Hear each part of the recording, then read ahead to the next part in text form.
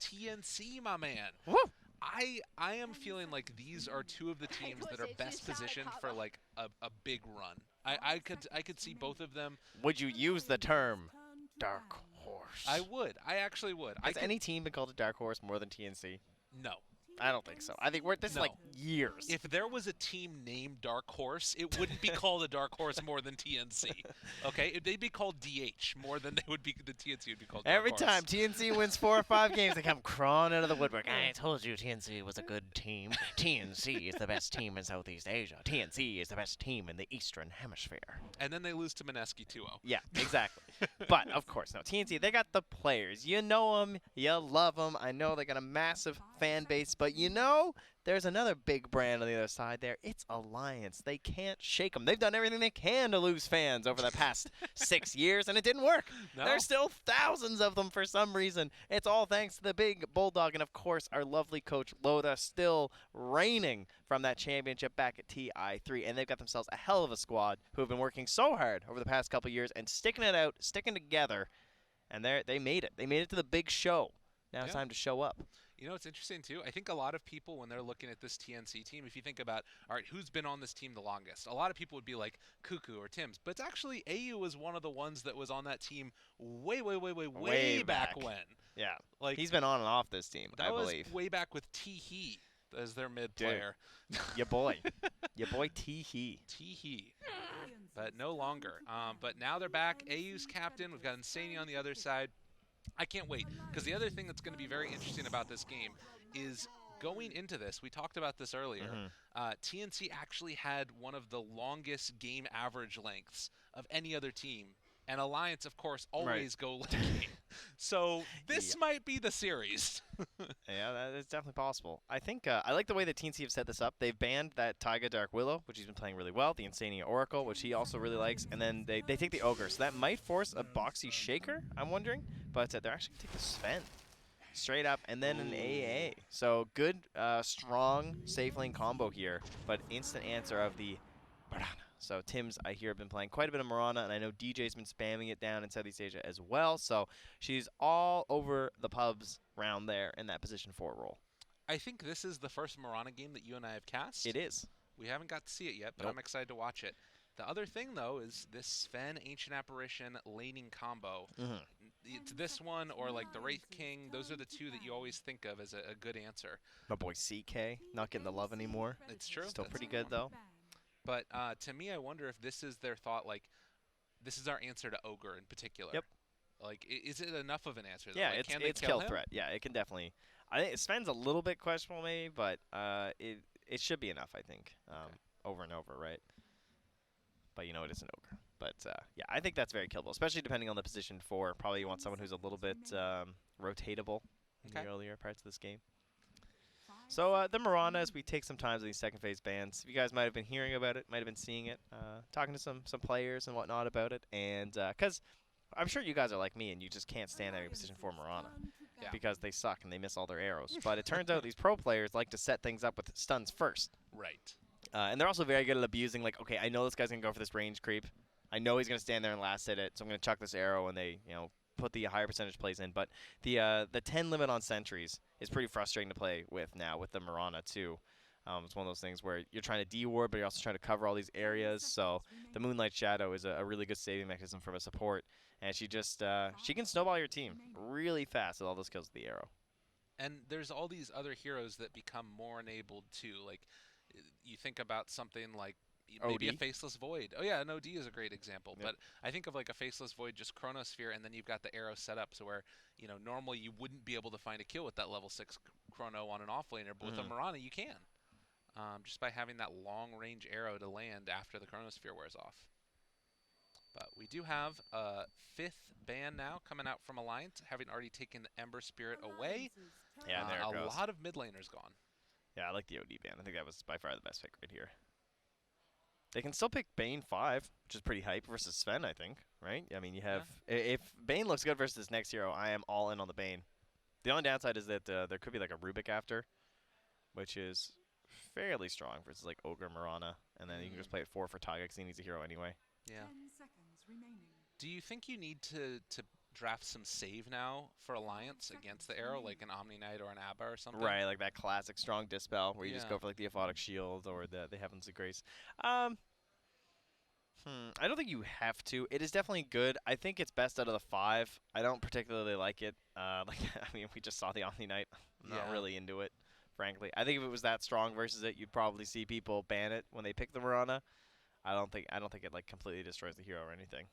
I mean, I guess that's part of the reason why they maybe take the Oracle away. It's one of those heroes that can kind of cause the same type of save where you just Fate's Edict somebody when they get arrowed, and at least the magical damage will be taken away at that point.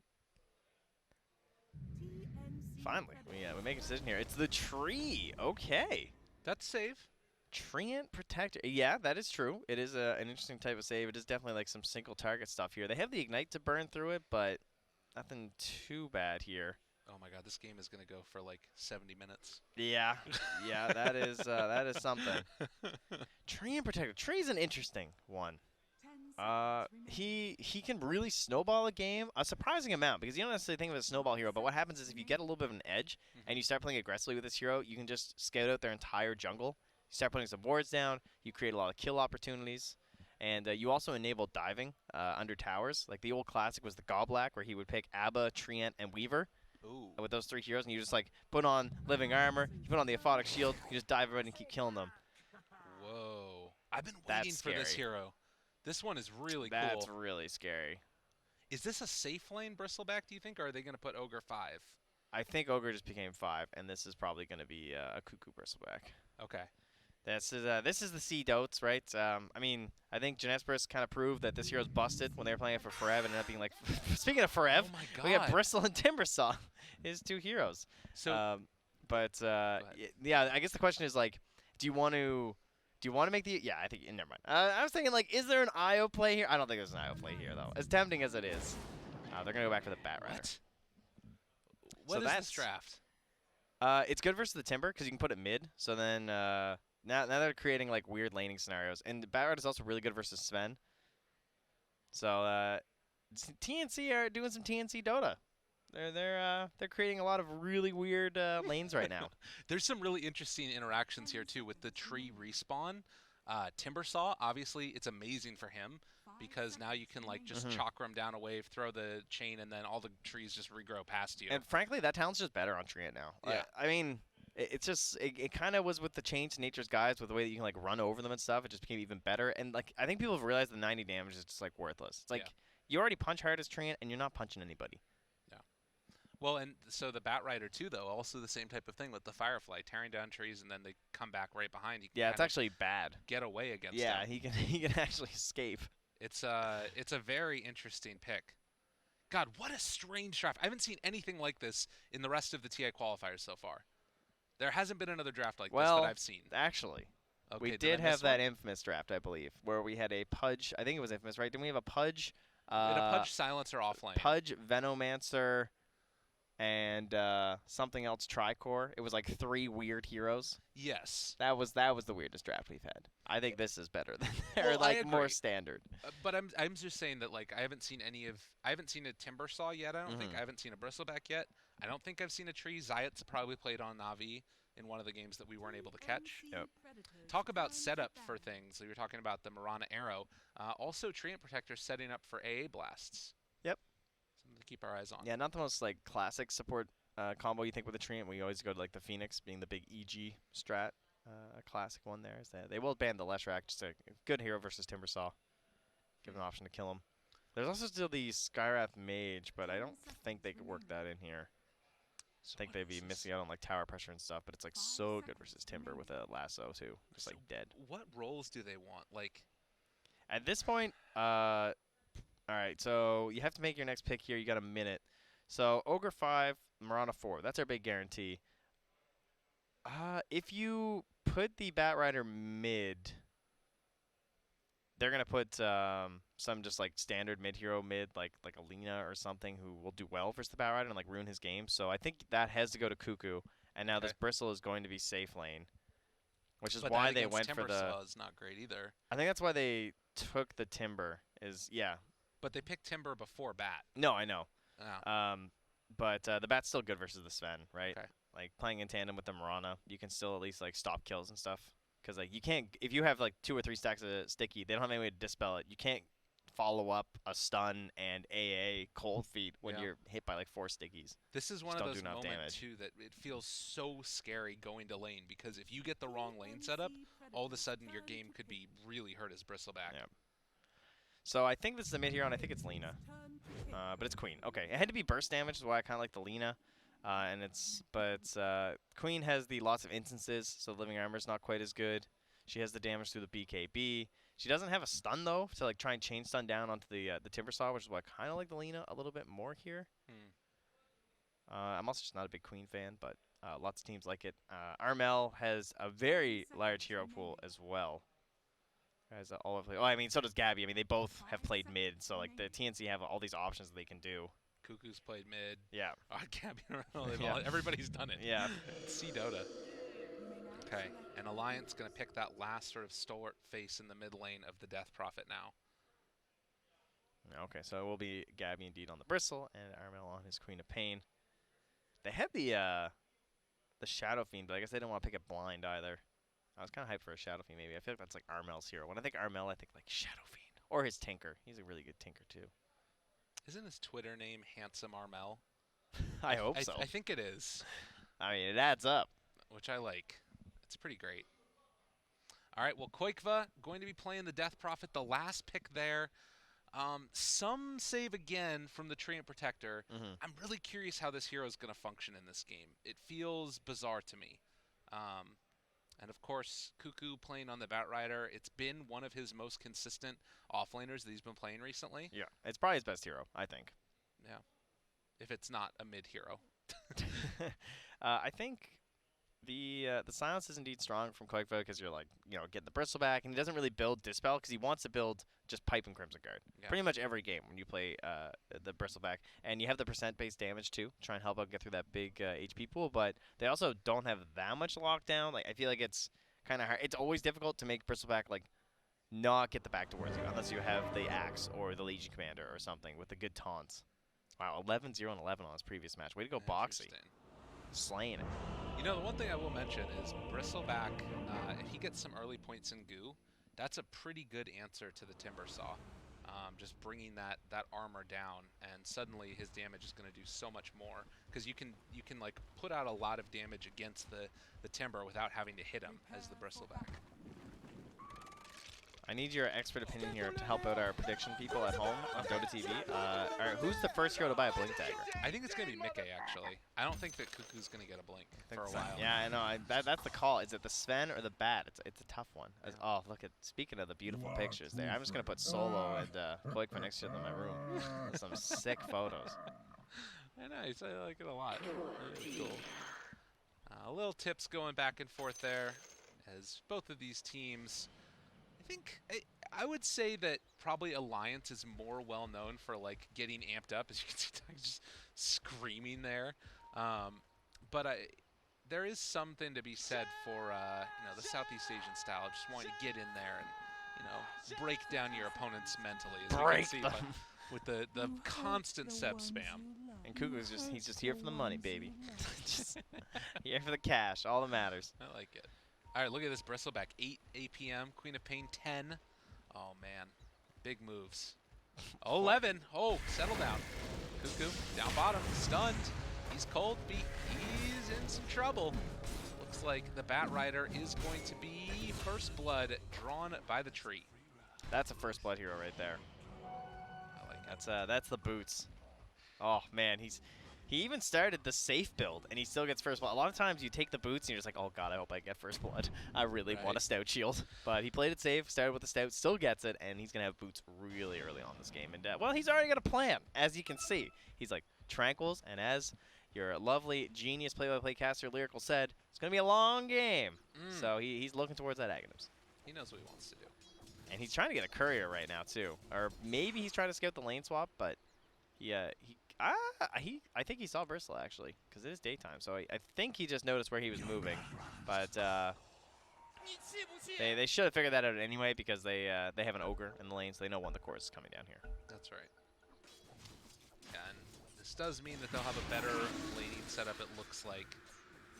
As Oh man, it's coming. Because you don't know where the Treant is. That's the thing here, right? that's the danger. He's gonna have to drop a tree, maybe. Drop a branch. Yeah, he's got the branch. Drop the branch. Get the punch. Easy. Look at this Treant player, ladies and gentlemen. That's how you do it. Great call there from our boy. That's what you need to make happen. So all three of these lanes working out. Armel versus Quakeva. The Queen of Pain. I want to see how many points he gets in the dagger. He went back and ate it. I was scared he wasn't going to tango it in time, but he made that play too. That was literally the best possible Treant start. The guy got first blood, he killed the courier, and he has the bonus tango regen gold. Get in there and start using that HP pool. Start punching. You're wasting it.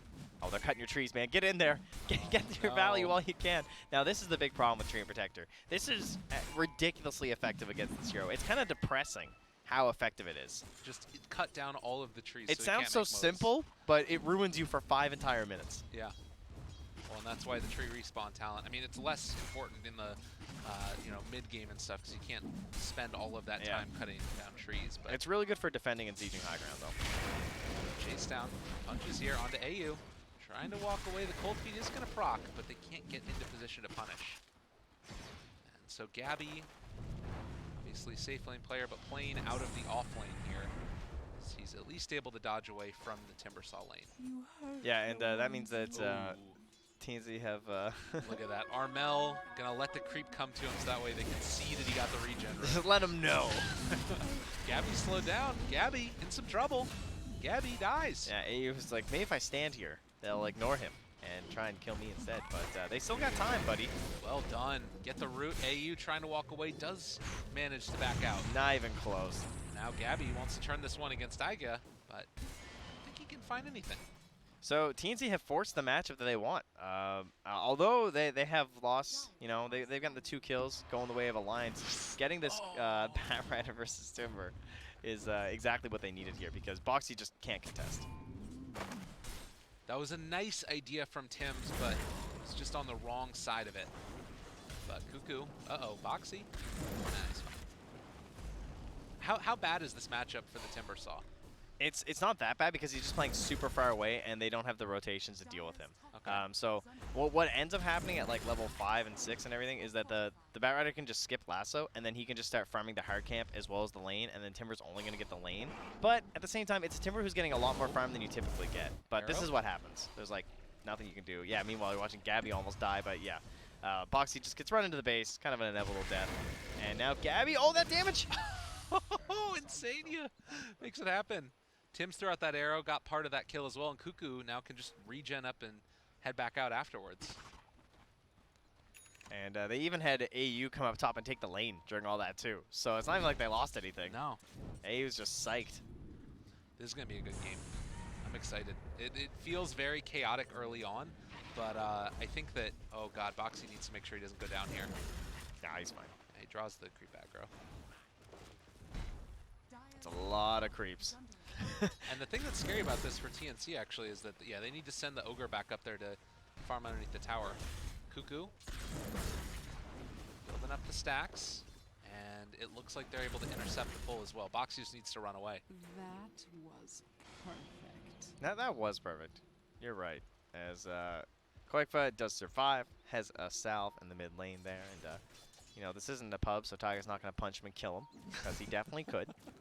He will allow him to survive under his tower. And Boxy's just miserable. God, this is really annoying. I mean, he is still getting... Oh, he ate the tree! He's okay. He's okay. He should be fine. What? I mean, Boxy did that himself. You hurt the And Cuckoo's still chasing. He has flame break here. Ooh, that was really close. That was really, really close. That was a super ambitious dive by Cuckoo. The odds of you just can't get that Timber. I think that if he got the flame break, it might have been close to enough, but I don't think it would have been the kill. Gabby goes down again, and Sania able to pick up that kill.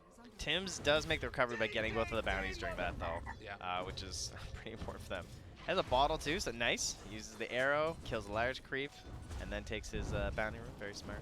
Sania rotates in. Gonna try and cause some issues here for Cuckoo, who is forced back away. And they lost the 3 stacks of sticky napalm onto Boxy, so Cuckoo can no longer contest as easily.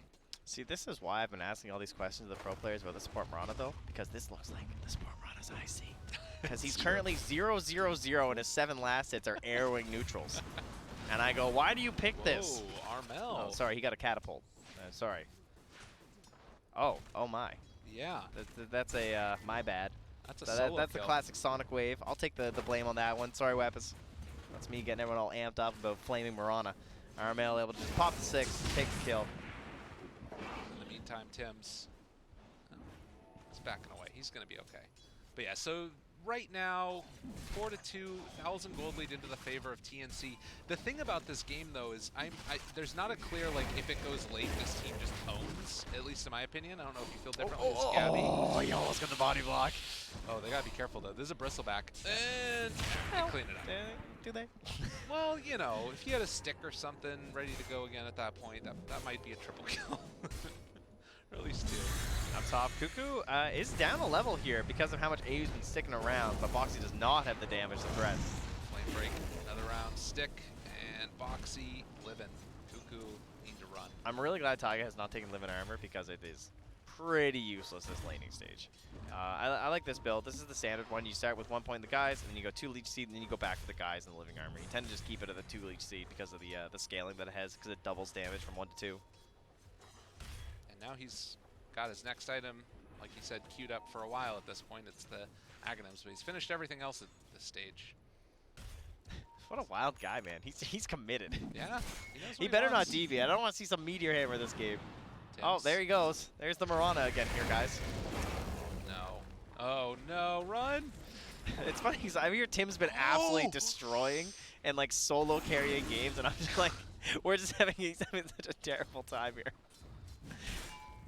But I'm just going to take this as all the evidence I need for support Mirana. You know, the thing, though, is that in spite of that, he is on equal farm with the Death Prophet. And I think part of that is just a testament to how much Armel is destroying him right here. Like, look at this guy go. Although he did blink into this one, he doesn't get the cold feet proc off of him, so Armel going to be caught. Man, and look in at him trouble. go. The Sonic Wave was off cooldown, but he did not have the mana. Oh, man. And that is a big turnaround. All right, so as you said, they were even, and now DP gets a pretty jump up. Not that much gold, actually.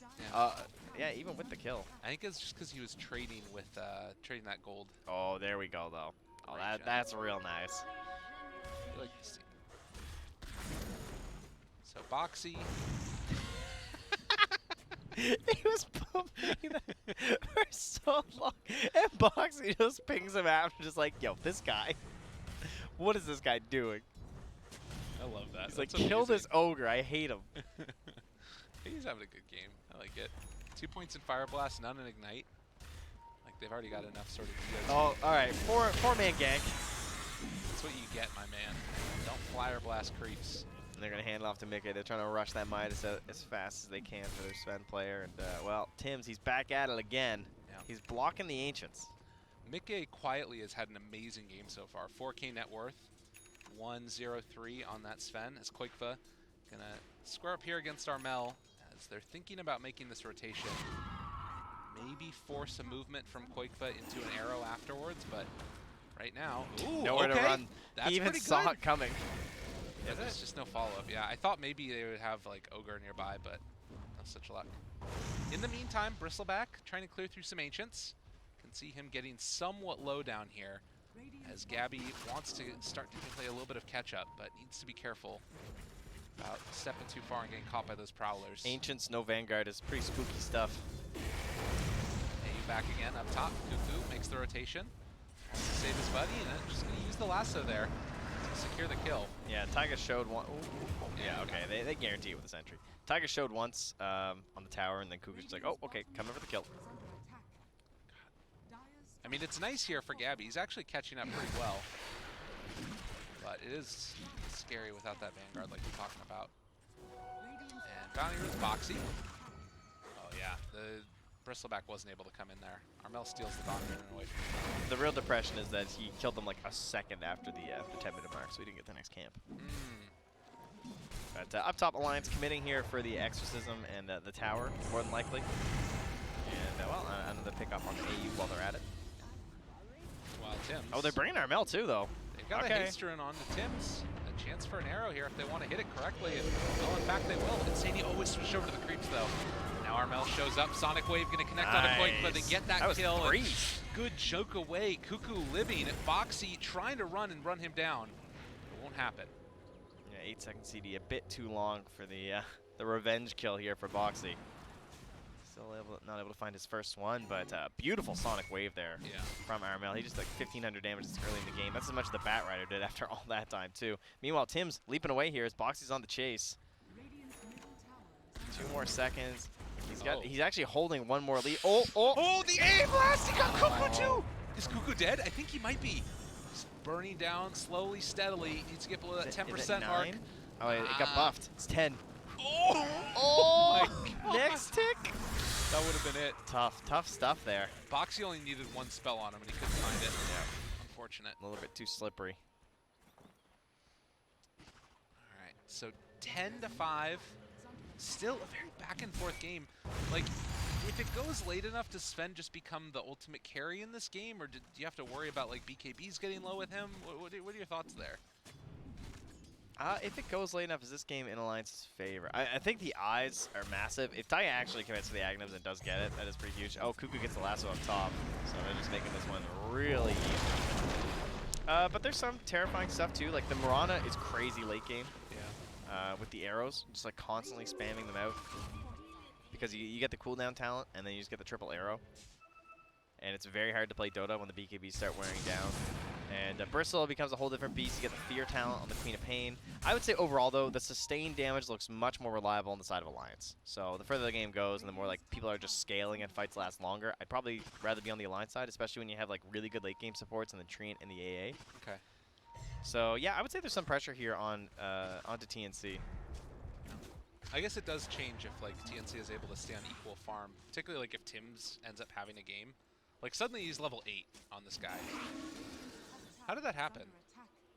I don't know, he's just hitting neutrals. He's involved in fights, he's not dying. Well, actually, to get AA blast, I suppose. You know. I mean, He's doing his thing. He's just hanging crazy. out. I think he lived during the triple kill up top. Or the double kill, right? That's the main thing. See if they decide to make a move with this Moonlight Shadow. You know that Mickey is just going to be farming off in the jungle, and that could be a good route to look for a kill.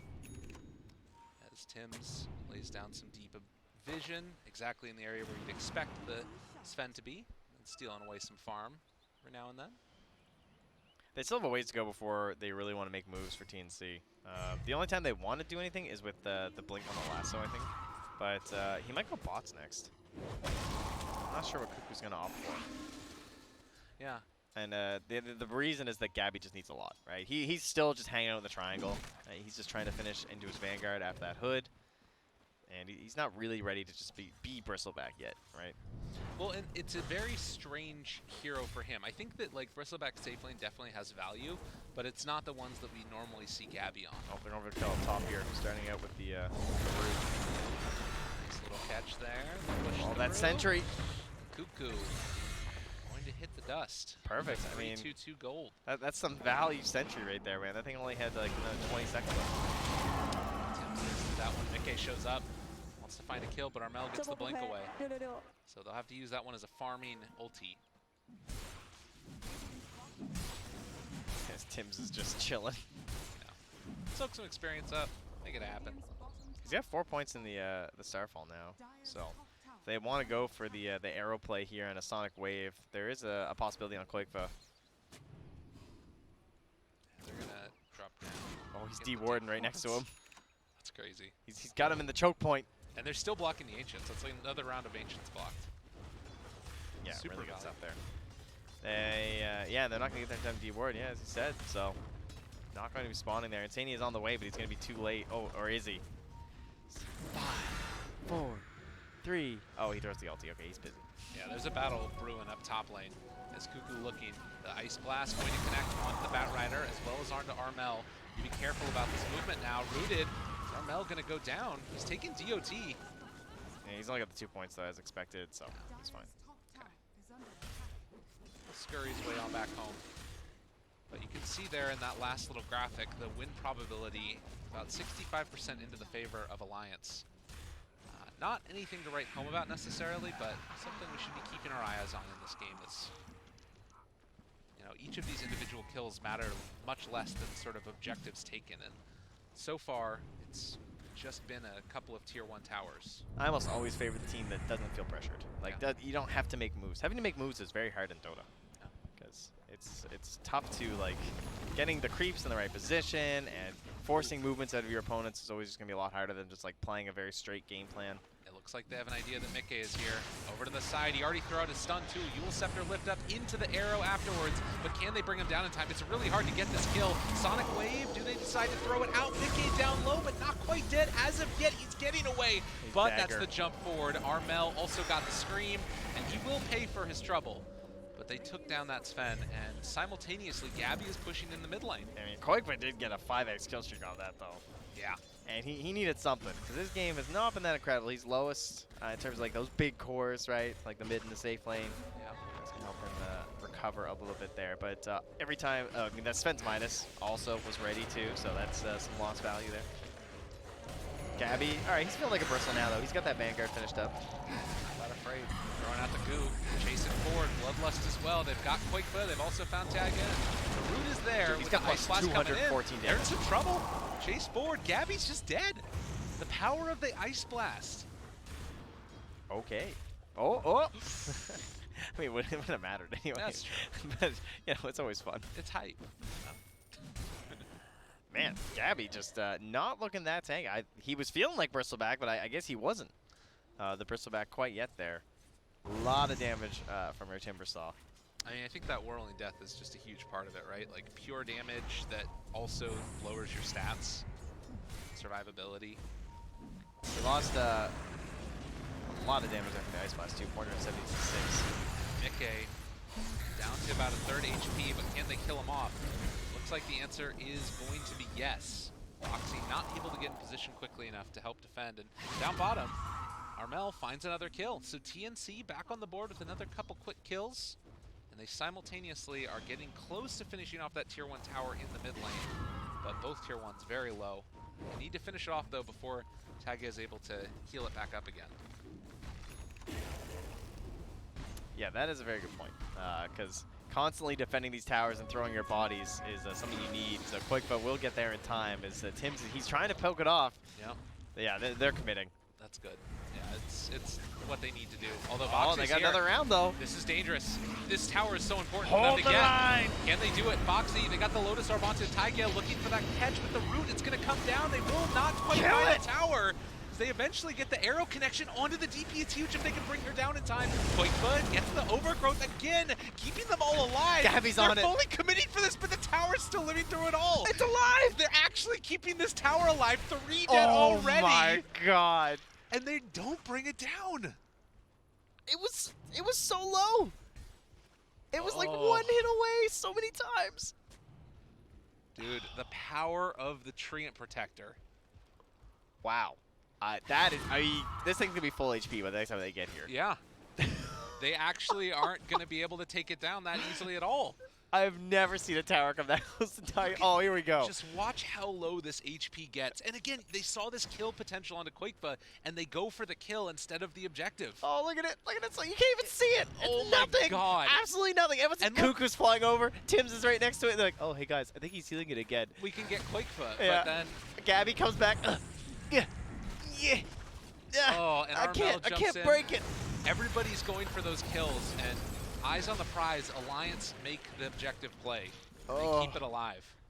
Oh, I hate so much about that. As you see, it's not going down. You just go back to that tower. So, There it is again. Why is that tower so important? Put it into perspective for everybody. What is it about the mid-tower? The mid-towers are the best. They're your BFFs, man. It helps you protect the Roshan, helps you protect your jungle. We have a Sven on the team, which means he wants to farm Ancients, and those Ancients are mighty close to that Tier 1. So you have a Tier 1, it means your buddies can show up when you need some help at your Ancients.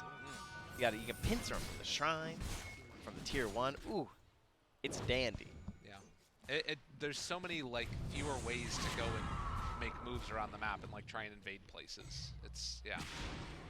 All the things. All the good things. And now TNC, like, where do you go from here? Like, what do you do? He's just healing it. Here it is. Oh, hey, guys. Hello, creeps.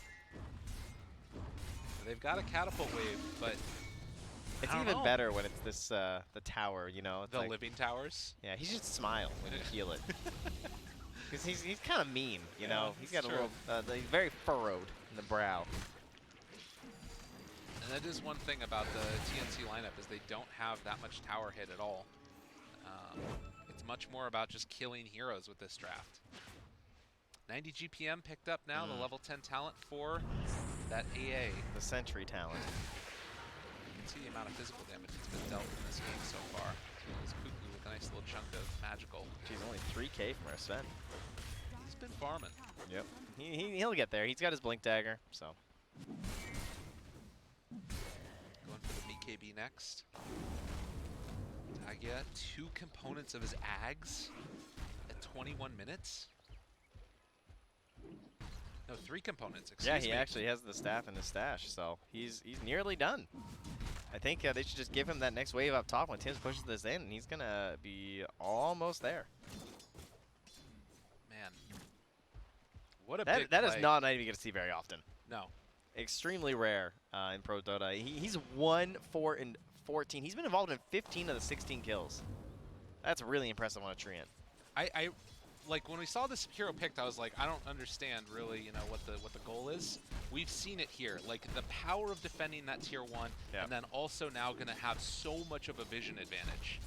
I think they broke Loda, you see, because Loda's been watching all these games. He's like, guys, why didn't you take the high ground? Why didn't you just finish the game? Yeah. What happened? It's like, well, we were playing safe, you know?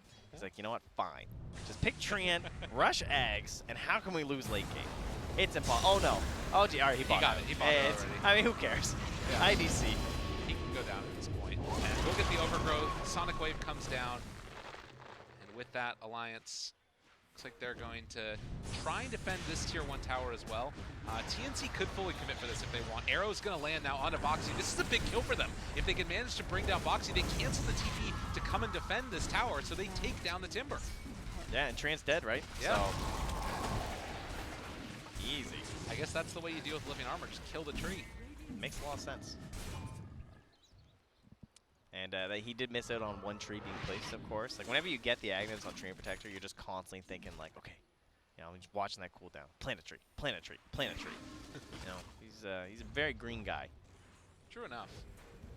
And very upset. As he, oh, wow, he's screaming at him and covering his ears. That's way too perfect. Sorry, that's why they left it for so long. That's They're like, so good. will they please comment on how amazing this is? That is so good. Congratulations, production. You did it. I love The mix that. and match. It's too good. It's amazing.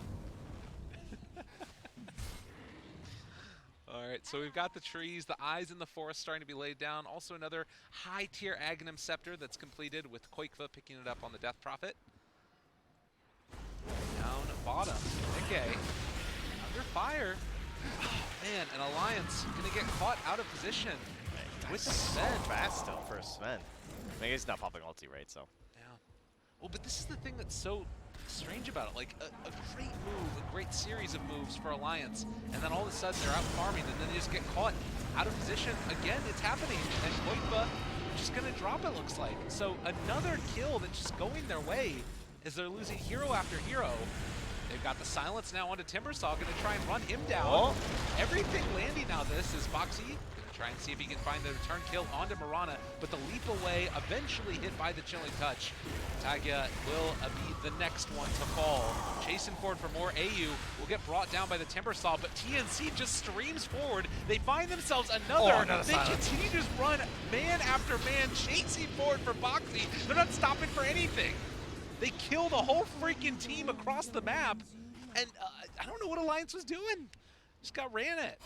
Man, the chain kill. They want to defend that tower and like slow them down and everything because they're just like, again, they know that they can just heal it back up and they feel like they can fight there. But absolutely devastating series of events there for Alliance and TNC. They got catch, they got reach. It's not like crazy, but the boots of travel from the Batrider without the blink dagger, but he can just run so fast, just literally run over you.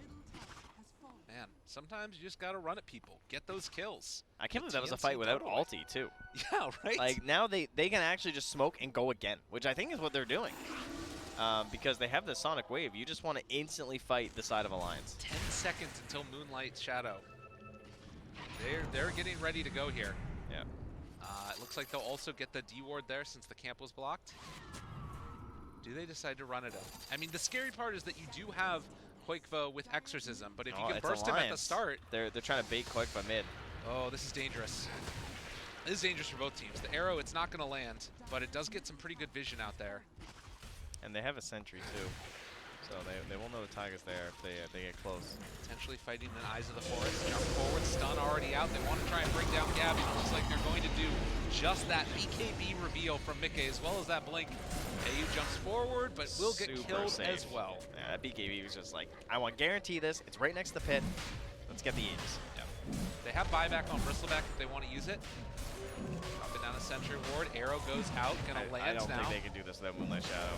I The think Death Prophet. they should get this first. Cuckoo, they're going crazy. They've got the leap in. They buy back on the Bristleback. They want to come and contest this one. I don't like this. This is really scary. And Cuckoo is just going to drop. 65 seconds gone. But look at Roche. She's super low. And actually, they don't have Exorcism. Exorcism wears off. Maybe that's enough. Okay. It's so low, though. They've got Aghanim still. Yeah, Quakevo walking in. He realizes we can't just leave this. They have living armor. Arrow. It's going to connect. They realize what's happening here. This is super deadly. Man, if Bat had buyback. God, Gabby is here as well. They're going to battle for the Roche Pit. Honestly, Alliance, they're going to jump forward, find that stun. Can they kill him off in time? Yes. Queen of Pain dead for 75. This is a huge moment here for Alliance. If they can find a couple more kills, they want to finish off Roche while the Boxy Timbersaw is able to create enough space off to the side. Lotus Orb going to be able to keep Boxy Timber alive. And it looks like that's going to be the end of it. As AU gets taken down, do they have any extra way to seal the Roche? No. AU, the Ogre, will eventually be killed. And back and forth the game goes. The crazy way that these two teams play Dota. It's frustrating that you don't have buyback there in that situation. It was on the bristle, but you shouldn't let it go. Yeah. I think that was a mistake from TNC to try and make that happen. You mean no buyback? Oh yeah, the second. Yeah. Yeah. Okay. All right. Well then bristle died, and then obviously. They forced the buyback, right? Yeah. And then, yeah. Not a fan.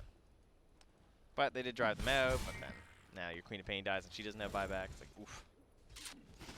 Painful stuff. Now you've just given a pretty big lead over to Alliance now, like 2K after they were down like 4K or something.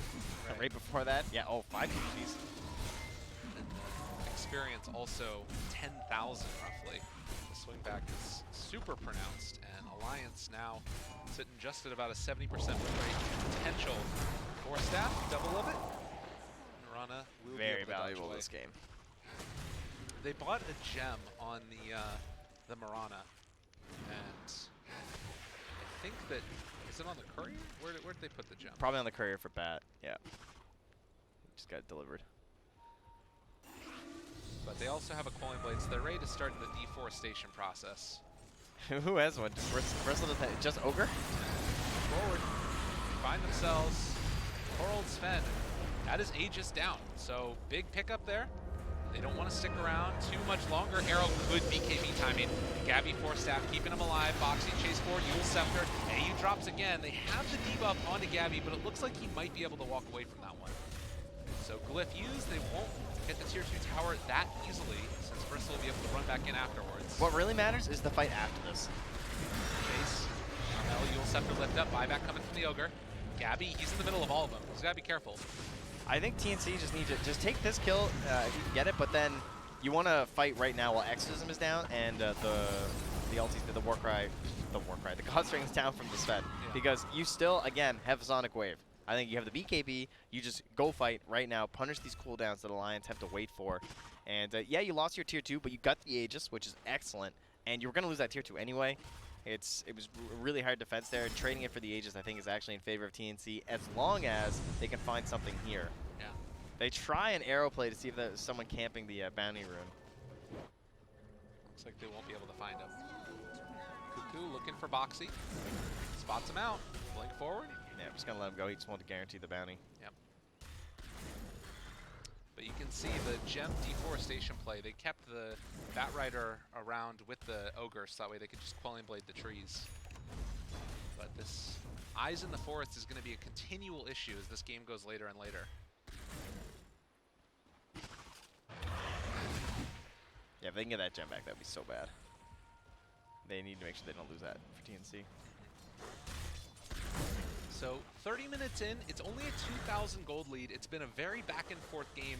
Is there one side that you feel like you'd be favoring a little bit more if you were just playing this game, like a side that's maybe easier to execute, or do you think it's relatively even? Definitely Radiant at this point. Okay. I think we've reached that point in the game where TNC do not have enough of a lead where I feel very good about this match. Okay. Queen of Pain can make those plays. Again, when we talk about like when she gets to level 25, the fear is pretty crazy. And the lasso, of course, is always going to be a big X factor if you can get those grabs. But I think that the execution looks pretty good. I think they have really good ways to start fights between the Treant, especially if he gets a Blink Dagger, which he does have queued up next. Between him and the Sven, I think it looks like some pretty high likelihood of success here for Alliance. Scepter lift up, but the rest of them are right behind. Arrow lands onto Koikoi, tried to dodge away from it, couldn't get it. Fourth staff trying to keep his buddy alive, throwing back the other direction, but the long duration stun now onto the Sven. Nikkei trying to find a target. He lands onto AU, the constant death that comes from the TNC Ogre. Yeah, he's just useless at this point.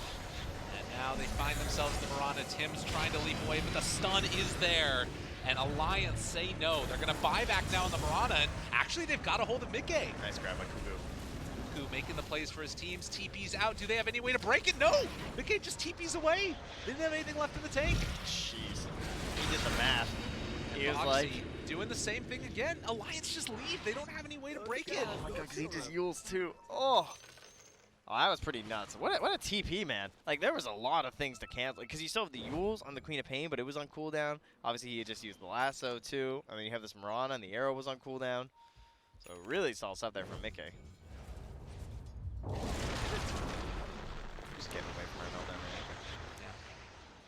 Oh, the Ice Blast. Yeah, not quite a big enough brain there. I think even if he hit, I mean, she could just be AB'd if she was in any fear of dying too, I suppose.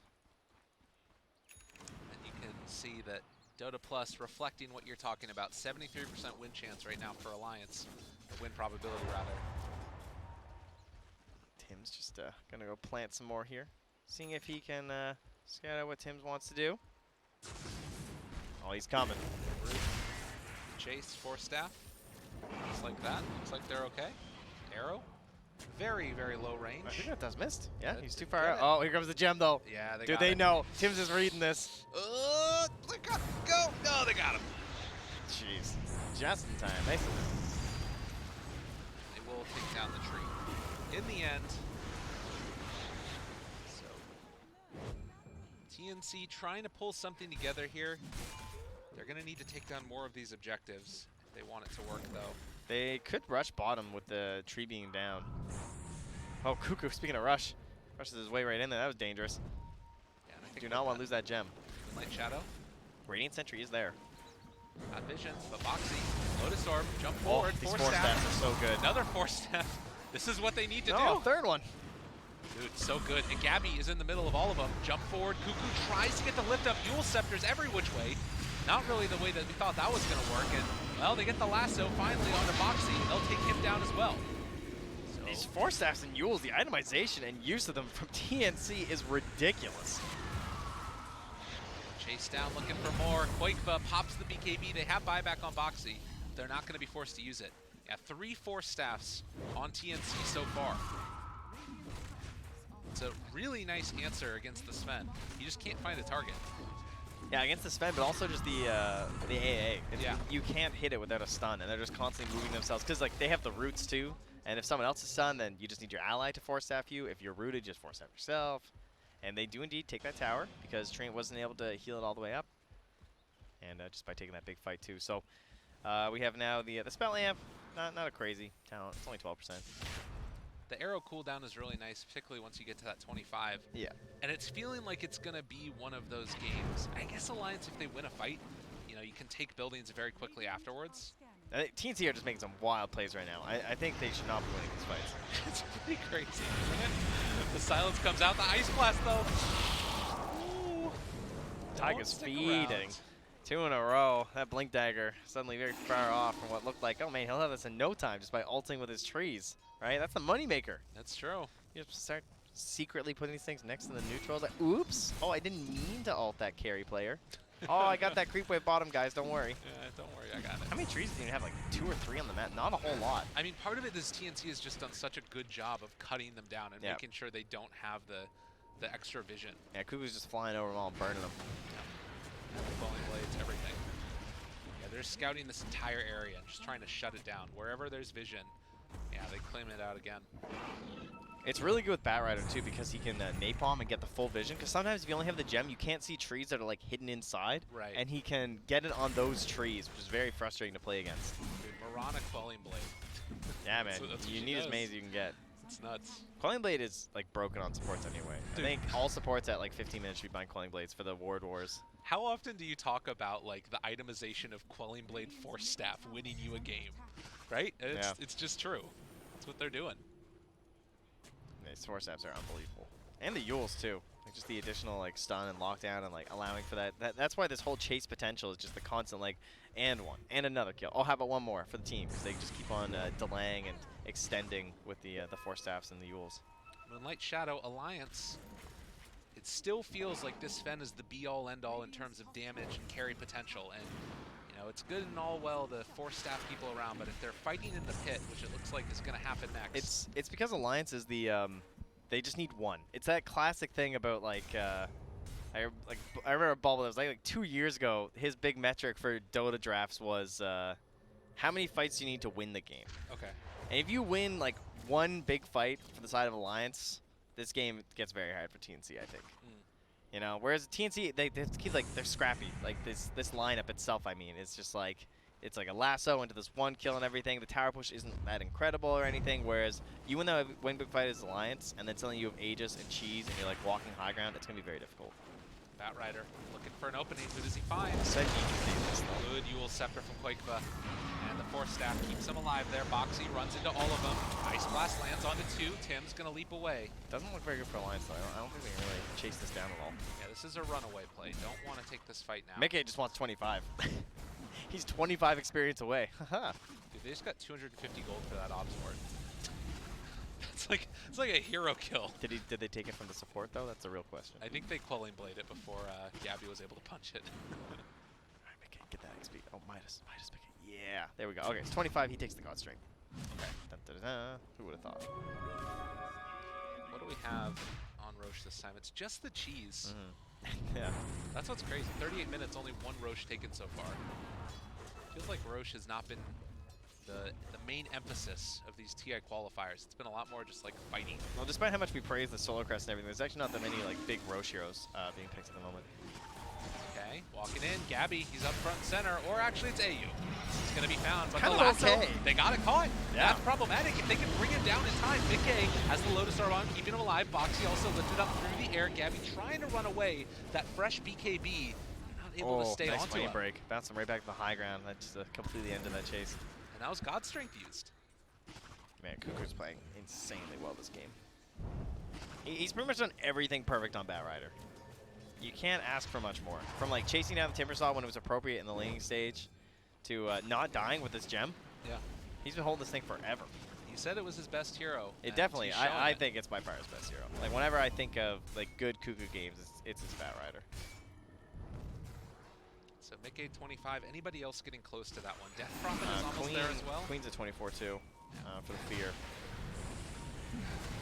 They're just walking into the pit. This is bold as brass. Yeah, they have the overgrowth and they have the ice blast. Oh man, oh goodness. Shiva's out. They see what's happening. In some trouble. Mickey jumps in, wants to find him. Ice blast isn't going to hit onto anybody, but the 3-person root isn't going to be enough though. Gabby's still living through all this. The BKB is out already from Quakeba. Gabby trying to walk away. He has his if he wants to use it as well, but they're going to retreat and wait for this exorcism to wear out. They have that lasso though. That's the one and Roche issue. going down. They've got the exorcism alliance trying to run in and get this one away from them. Can they sneak it in time? Yes, they will. Nice sneak away, and TNC stunning yourself. Arrow goes out, lands on the BKB Mickey, which means that they won't be able to find that kill. Armel has to back out of here as well. Gabby lifted up. Lotus Orb keeping him alive. BKB turns to fight Mickey. He doesn't have his BKB anymore. He doesn't have his God Strength anymore. Mickey might not have his life anymore as they also force down his Zania. That's already going to be the lasso used as well. Onto the DP, and in a second, he's coming back in a second here as well. Mickey gets the blink away, but it's off to the side in the trees. Yule Scepter lift up. They find him. Another catch, another kill. H is gone, and TNC somehow do it again. It's Alliance just chasing a bit too much there. They're playing in areas where the Treant is doing nothing too. That's one issue where this Agnums has not done that. I mean, obviously TNC have done a very good job counterplaying it too, but they're not able to make use of the overgrowth really during these team fights. He's just getting like a quick stun or something. The Ice Blast as well. Talking about how these are two very good late game supports. The Ice Blast has been useless. He's been trying to throw it out in moments where they just don't have a guaranteed stun. He needs to wait longer until the fight gets like really messy and everything's forced to clump. Another catch there. Boxy, he's silenced. He wanted to run away, but it's not happening. Down to half HP. But look at it. They got There's it. the gem. Gem down. AU. Need to back up. It's Alliance, the turn. They need to make this happen. They got to find some kills. Hand it off, AU. Give it to anyone else. Run away. Not the Ogre. The Ogre chased down. Armel's ready to blink in, but he's got the AA blast on him still. And Gabby wants to make the trade-off happen. The Force Staff, he's still running. He's still got that gem. Tim's the jump. Could catch the leap. He's out of there. Gabby is still living through this one. Armel's BKB is popped. They get the lasso. Catch the turnaround yet again. They've got him caught. Can they bring down the Death Prophet? Koikva up in the air, trying to find that kill. The fear, the chase down with the Lotus Orb. Again, Gabby's on top with his BKB working. Over to the side, they find Boxy again. They're going to try and take down Boxy. Koikva also super low. Oh my god, he actually heals back up to full. Bait, dude. The Ogre brings him out with the gem. Now the DP brings him back with the cheese, but Gabby will not be punished. Oh, For that deep dive. they got Boxy again. They got Boxy, and we got buybacks from Mickey as well as Cuckoo, right? Cuckoo came back in to help try and get the kill. What is happening on a in this game? We got an 8K lead for TNC. That's what's happening. The net worth just plummeting and rising here, and well, that one was the plummet after the Roche, all the way down. And that's going to give the hand at 57%-ish, I see from Total Plus. We're just under 60 total kills at 42 minutes. I mean, I don't even know. I guess all of the Aegis and Cheese were used, so we're kind of at like a reset point where we're going to have to wait for the next Roche again? Or can you make those? Just look at this swing back. Yeah, teams here are just crazy. Man, this Ice Blast, they gotta hit it. It's so hard, it's so frustrating, but they're actually having damage issues, despite thinking that maybe I thought they'd have the damage edge at this point. But they're just not connecting on spells. And part of that is the strength of the mobility that you have on TNC. Like, the blink, the leaps, the extra movement speed from, Bat Rider as well. Dude, AU's got to get this 20, man. Get the strength. You need it. They're just diving you constantly. He's been hurting. Poor old Ogre. Finally, we'll get an Ogre to level 20. It's going to happen this time. Both he and Taiga have been just in the struggle bus. 9 deaths apiece. Where is that gem? Back on the Bat Rider, as it should be. Smoke up. They It's know going to where pop. they're at. Now they see them. Cuckoo. Is he going to overgrowth? Does he want the damage? He knows the BKB's still there. He's trying to wait till after BKB's. Dust out, Boxy, up front and center, chasing forward for Gabby. They got the root. Scepter lift up, they need a Force Staff afterwards, eats the BKB away. No, Armel just barely gets clipped with it, but he's fine. And now Ice Blast down. Can they turn?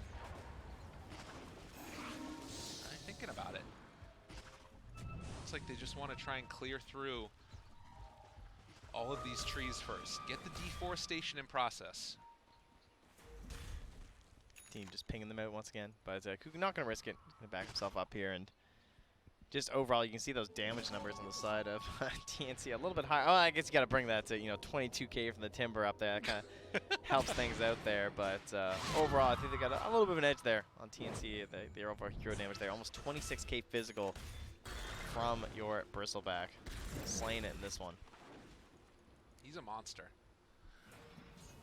I really want to see the Aghanims come out next for, just on the Roche. Jeez, Cuckoo's about to be level 25. He just cracked it. So the Firefly, I don't think anyone takes the Flame Break cooldown. That would be crazy. So much Firefly though, you should. Yeah. It's basically it's permanent fly now, right?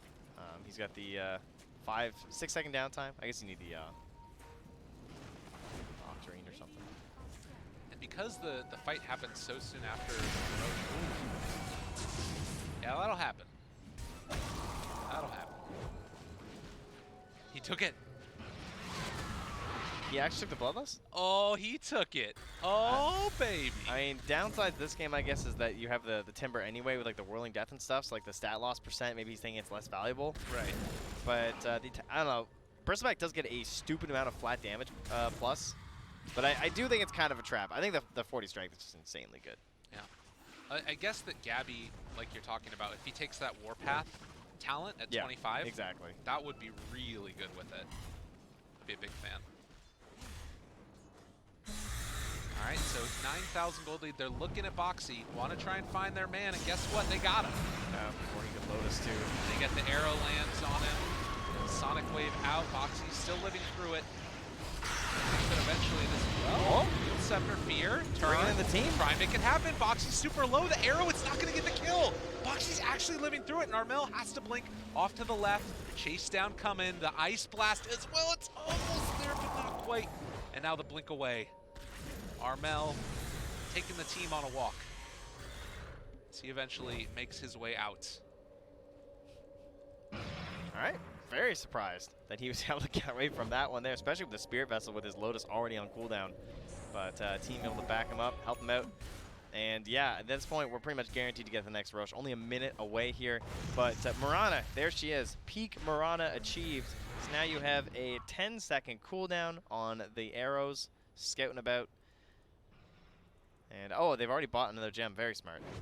On the side of a TNC. They want to keep that timer. It's just like when you're playing techies. Even when you still have your gem, you buy another one, right? The whirling attribute for the talent at 25. Good thing he didn't take the 40 strength, man. I know. Man. Well, it wouldn't have done it anyways because he's Ogre's in. So it's the main attribute, right? For Mr. Right. Timbersaw. It is. Yeah. Very good point. Look at you. Big brain guy. Play a little Timber. Every now and then. Now I'm really mad I didn't take it then. that's all I'm going to say. I mean, it's only for the Bristleback, right? I guess because he also isn't getting the magic reduction either, though, because it's pure damage. Yeah. So there's that. But, I mean, it's cool in the Bat Rider is what I was going to say, because the attack speed is pretty cool for Bat with the Napalm. Like, Take down the trees here. It's pretty much exclusively for the Bristleback, and I guess that Timber feels like he can get away enough with the chain that he doesn't need that extra 1400 range, but I always feel like that talent is just so nice to have on a Timber. Yeah, I'm a little surprised. Aghanim's Blessing on Roche. Ooh. Who does that favor? Oh, they got Mickey. This man caught alone. Let's have BKB, but Boxy's shown up now as well. All right, BKB, God Strength, turn on to 1, but they don't have detection.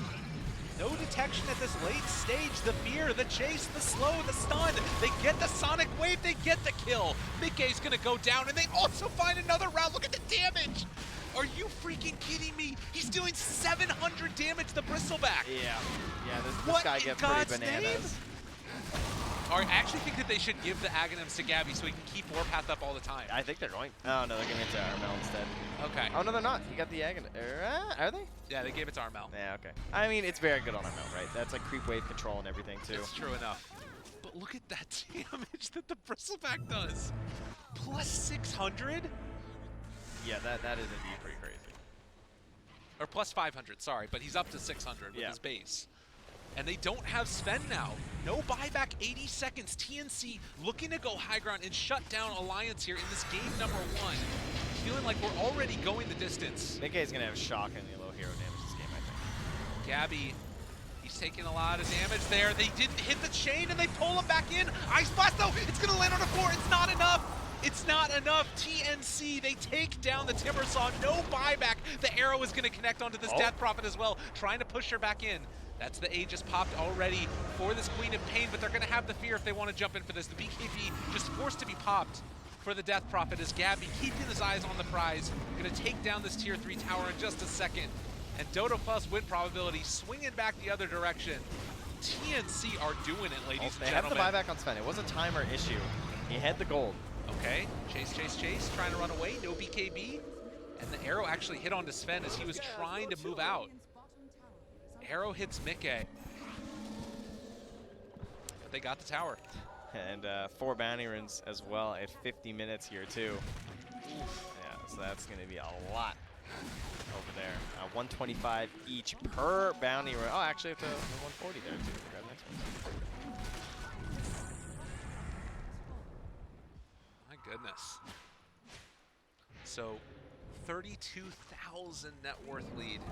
And you look at how much they've gotten from the bounties. It was just under 5,000 for Alliance and something like 12K for TNC. It felt like in that mid-game when Alliance should have been stronger, they basically just ran into these fights that just looked like way too hard for them. Not even way too hard for them. They just made mistakes. What were we saying? Yeah. Well, it was actually 16,000 bounty runes for TNC. Like, they've just been able to control the map total for the entire game. Holy shit. Yeah, it's insane. Oh, good Yule Scepter precast. Able to interrupt it for Cuckoo, but the BKB is out, and they found their man. It is the tree. He's caught to the side, and this Bristleback dealing so much damage right now from Gabby. He's up to plus 500 yet again, ready to just beat into anybody that steps to him. They've already killed off the tree. The Timbersaw's coming back soon, but it's not feeling like it's soon enough. They find themselves another catch here. The Fire Blast on to this Death Prophet. Gabby forcing them back into the fountain, ready to start beating into her face. Sonic Wave out again. That's the Aghanim Sonic Wave. Armel jumps in. It's a buyback coming. Mickey trying to heal back up so he can go in for another round. But Timbersaw is dead again as soon as he respawns. And it's going to be a second lane of racks. And this game becomes even harder. Another round of 4 staffs. More leaps away. They have another arrow in a second. It connects onto the Death Prophet. It's so hard to dodge away from the triple arrow. Gabby goes in, finishes off an Abyssal Blade now. He's ready to party, and GG is called as TNC take down Alliance in fabulous fashion. So well played in mid-game team fights. I mean, that's the thing, too. These guys that playing together for so long, we used to always call them scrappy. That was the thing, you know. We always said that they're just like a little bit out there in terms of like macro movements and stuff, and it felt like maybe they got like a little bit lost in the plans. But there was one thing these guys were always very good at. It was team fighting together as a squad, as well as like going super aggro and just like going constantly for kills and everything. And I think that showed there, right? The 4 staffs and the Yule Scepter synergy, like you could not get any better than that in terms of the utilization during those mid-game fights. And they just picked apart Alliance in these fights that like Mickey and Koikva, when they were at their strongest, did virtually nothing. Yes. Like that was pretty painful to watch. In comparison, again, you look at the damage that these heroes dealt. Mickey was the 3rd lowest damage in the game as the position 1 carry. Yeah, that's your problem, right? He had 3K more damage than a Train Protector. It can't happen. I mean, I knew it was gonna be shockingly low. I didn't know it was gonna be that low. Really low. Yeah. Jeez. The only people below him are Ogre and Treant. Yes. That's a problem. I mean, but that's part of the, again, I mean, that's what they built, right? Staffs, That's right? the Yules, the 4 staffs, that's the kiting. Yeah. But I mean, what was it's not like they had Lasso. You know? Like, if you looked at this lineup and you're like, oh man, how are they going to, like, stop this Sven during BKB? Yeah. But Kuko got him almost every time. Got grabbed at the start of these fights. They picked off Boxy the same way. And the Tricore, I guess it's kind of everybody. I don't want to flame anybody in particular. I just want to flame them all. Well, I guess the other thing, too, about it is, wasn't it a Sven first pick overall? Well, not overall. Right? It was okay, Ogre, right? It was Ogre into Sven and AA, and then back for the Marana. But I think that's part of the problem, right? Is that the only hero that was getting killed over and over again was the Ogre, which was the first pick. So it's like all of the rest of them were heroes that just don't get damaged by Sven, and they just built 4 staffs. Yep, it's true. It's like that's just what they did. The Treant, that's disappointing. I have to say, I was all excited for the Aghanims, but did not really feel the impact. It's one thing because it's versus the Marana. So there's a lot of times that they're just like straight up moonlight shadowing through areas that are covered by the trees, and there's no sentries there, and so they're not getting that value. There's a couple times it did work out, but against most teams, you're going to get a little more value out of that. Plus, Taiga kept on dying after getting it, and all these trees were out, so he couldn't even help control the waves, really. Yeah, no, it's true. It was constantly shut down, and again, all those Quelling Blades and just focusing on taking it out. Yeah. And I think that the other thing, though, is the tree did look good in holding that tier 1 tower mid. Like, that looked super good for a while. And that gave them that chance in the mid game, but they missed the mark. Yeah. So. Oh. It's only game 1. That's the best part. These two teams are very fun to watch with each other. How does this keep happening to Alliance? They're going to do it. I can feel it. How does this keep happening to them? Day I 1 can in tell. secret against I can tell Alliance. Maybe they won't win the next game, but this one's, it'll be better for them. Okay. They're going to regroup. But, man, TNC, they look very scary right now. They too. really do. So, okay, well, let's find out what they're going to do because they're probably getting ready right now. So we're going to throw to a quick little break. Go check out some of the other games, see how your squads are doing if it's not one of these two. We'll be back. Game number 2, TNC versus Alliance.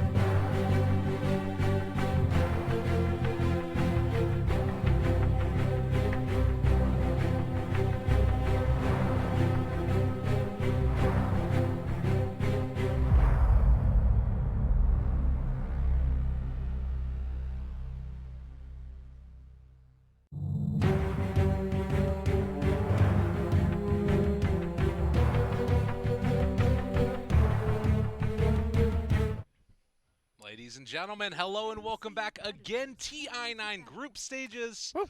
We saw a crazy game last time. We did. I don't TNC even- played out of their minds. I don't know how to fully encapsulate how insane it was that they were able to win the game like that. It was just really, really solid play. Yep. Like, Cuckoo owned. I really like the Bristleback. Like, normally you don't think about a hero being 25. Let's get into the draft, by the way. We got a draft. Yeah, we can talk about this in a second, but Yep. you don't normally think about Bristleback going into level 25 as like being this big, huge thing, right? But with this hero, it was just insane. It was in combination with that Bloodlust too. But I think even like before the 25s, before any of that, that whole game was just very good identification from TNC of exactly how Alliance would win that game, and then guaranteeing it wouldn't happen. Okay. They basically were just like, hey, what if like the Sven just did like no damage, guys? How are they gonna win fights? And they were like, hey, you know what? You're right. Hey, what if the Ice Blast never hit? Which Well, that sounds good. It's not even necessarily a flame on Insania. No. It's like It's they, just the they force hit steps. over and over. Yep.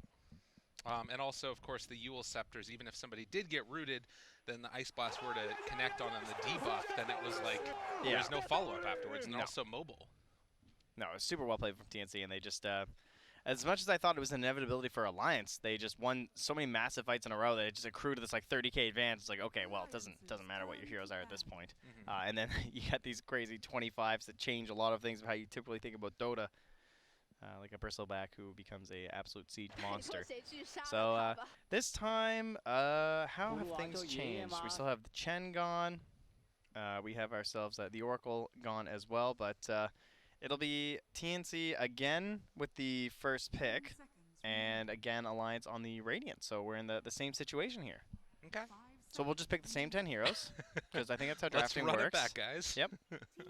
Oh, they banned the Marana. Alliance are not down for the full run back, it turns out. So what do you think about that Marana? Because it caused trouble, but in the early goings, it didn't really feel like it was doing that much in the laning stage. I think it was a very elusive and annoying 4, and then the Moonlight Shadow is definitely a problem because there were fights in the mid and the late game where they just straight up, as you said, didn't have detection. There weren't slots on the Sven for Dust, and the Timbersaw probably could have had some, I guess, but these supports couldn't even keep up and try and get any vision there too. So Sven, with all the problems he already had, also had a vision issue too. So I'm okay with banning it. You know, they've been playing it really well. Game's been going good. That wasn't the best example, I think, of the support Marana, because he also has like an early game that he usually plays for Tims, and he just sort of missed that out, didn't have the right setups in the lanes. But they did not ban the Taiga Dark Willow. They banned that Shadow Demon this time instead. Mareska has arrived. Indeed, What do you she think has of for Taiga. my Scottish accent? Very good. I'm sure they'll go Willow Luna, and it'll be great. Luna. What? That's not what she says. What It's does she say? Nova. No. She's not a Pokemon. She doesn't just say her own name. Luna. Luna. Luna. Not how it goes. All right, Insania not deterred. He's like, listen, I know that last game was a little rough here, guys, but I got this. Okay. It's gonna be fine. Dark Willow, as opposed to the tree in terms of securing that you get the AA blast. I think it's a little bit better in a way, but again, if you just get like a ton of force staffs, I guess it's not as value because you don't have the Sven on Alliance, right? Yes. Yep. No, it's true. Well, we'll see. Who knows? Maybe they do have the Sven on Maybe. Alliance. Maybe teams are like, yeah, okay. That took a lot of effort, of course, to deal with that Sven in the last match, though. You know, full commitment on like 4 heroes of items. So even though they won the game, you can see they were able to shut them down, but it took a massive commitment and still made the game. Like they still had to make some really nice plays in order to win that one. Yeah. But there's some stun to Okay. follow up from the Ogre. We'll probably have another 5 Ogre, I would say, at this point, and then threatening that off-lane Leshrac, just like we had with Vici Gaming. I guess that was a safe lane Leshrac. Yeah, Well, that was a Papa. you know, it was a Papa. The paparazzi. And they do ban the Sven. Not gonna let it happen. Fairly good versus Leshrac with like the burst damage and everything too. Well, they take the Ember out of the pool. Probably Storm, looking good for either team right now. Isn't Dark Willow kind of good against Storm? Am I crazy? Remembering Well, this? it depends. You need an initial stun, right? Because he should never get rooted. Yeah. Well, So. you could Yules and root. I guess that is true. Yeah. But he also builds. But I a mean, bit you can make the extra same ones. argument against Ember, and they just banned Ember. Yeah, that's a good point. Very, very good point. So, right now, 2 supports taken for Alliance. Is there any way to like punish this? There's not a lot of wave clear between these 2 heroes. in the least bit. As well as team fight, they're sort of, and yeah, they will ban the Storm from TNC. Okay. Just because that's what I mean though. Is that like either team, it looked good because you have Koiku who just plays it constantly, right? And then you have the Ember ban, which leads to like the Storm thoughts. But their team fight's okay, but I would say their pickoff is better. Like Terrorize is okay at team fights, but Bedlam's better, and it's more pickoff related. So if you had better team fight from TNC, that's always one of those things where you can just like outmatch them in that category. Okay. These supports don't offer, as you said, wave clear that well. You have to like Bedlam constantly for it, and they also don't really have tower pressure to go with them too. Yeah, we've been seeing a lot more of like a Shadow Shamans, some of those types of heroes that have it like specifically built into their kit. They're gonna ban the Bat Rider, which I think is wise. Yeah, it just ruins so many position ones. Even if you were gonna pick like a Jug or something here, I just don't care. Just ban the Bat. Yeah. Wraith King, again, we were mentioning these other heroes that work well with the AA. He's still in there. The CK is there too. I feel like Alliance are probably a Chaos Knight team. Sure. But the Leshrack's already picked up, so that is something that I wouldn't necessarily want to pick CK into. Yeah. It goes both ways because you can absolutely blow up the Leshrack, but if he's not the initial target, he can really help burst down those illusions too.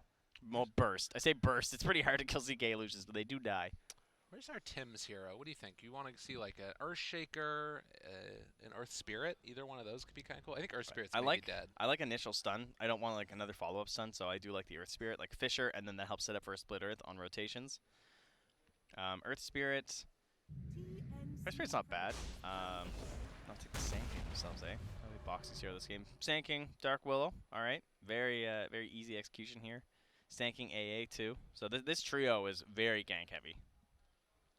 And with the Ancient Apparition on their team, Alliance could think about going back for something like an Alchemist if they wanted to cheese it out a bit. Ooh, that's true. That is definitely one of those big like signals. It's like, okay, AA's there. Where's the Alch? Did we have a Brood ban last game?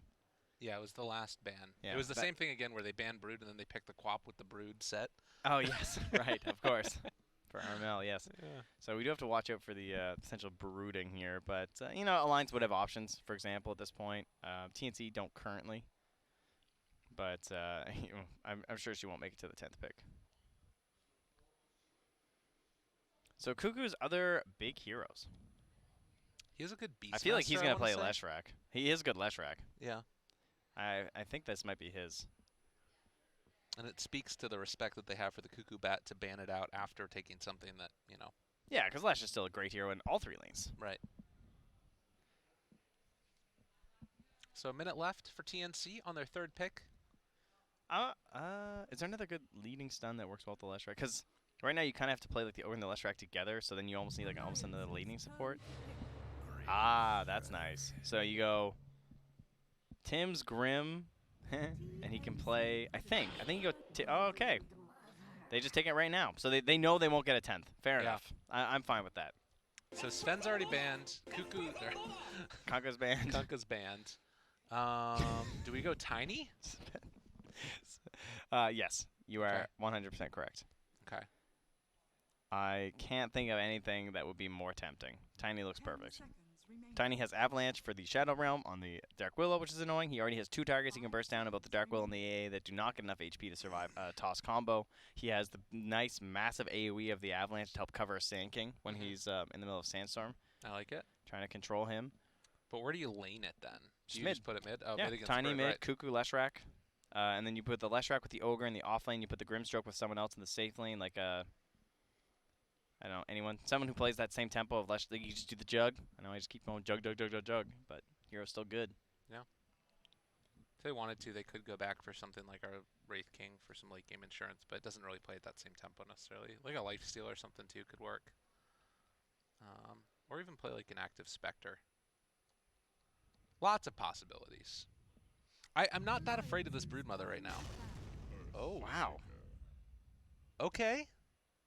So is this a Cuckoo Shaker? It could be a Cuckoo Ogre, and then a Tim Shaker, and then a AU Grim, and a Armel Leshrack. But is Armel going to run mid against Or the it could be a Brood? Gabby Leshrack, and then they're going to pick some other hero.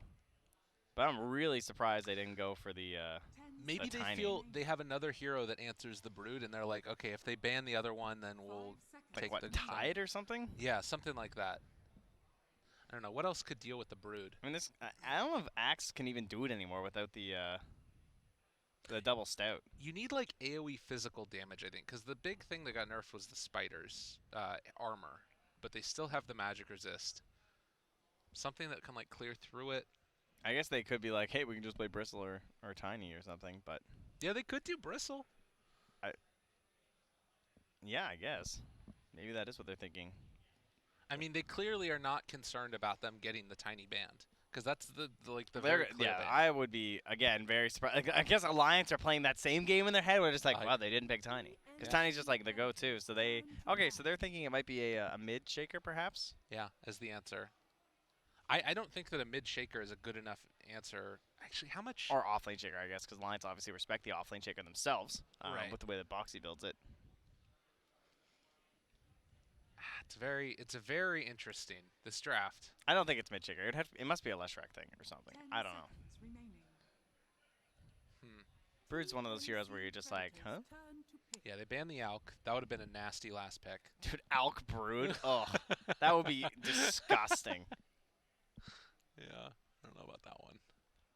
Those are like the two big draft traps this tournament, I think.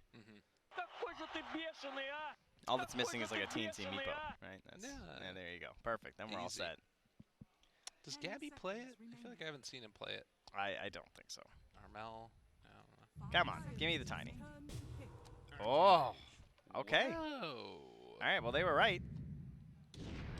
And the Void instantly. They were ready for that one. So the time dilation versus the AM. Yeah, last game, it's like, no more Force Staffs.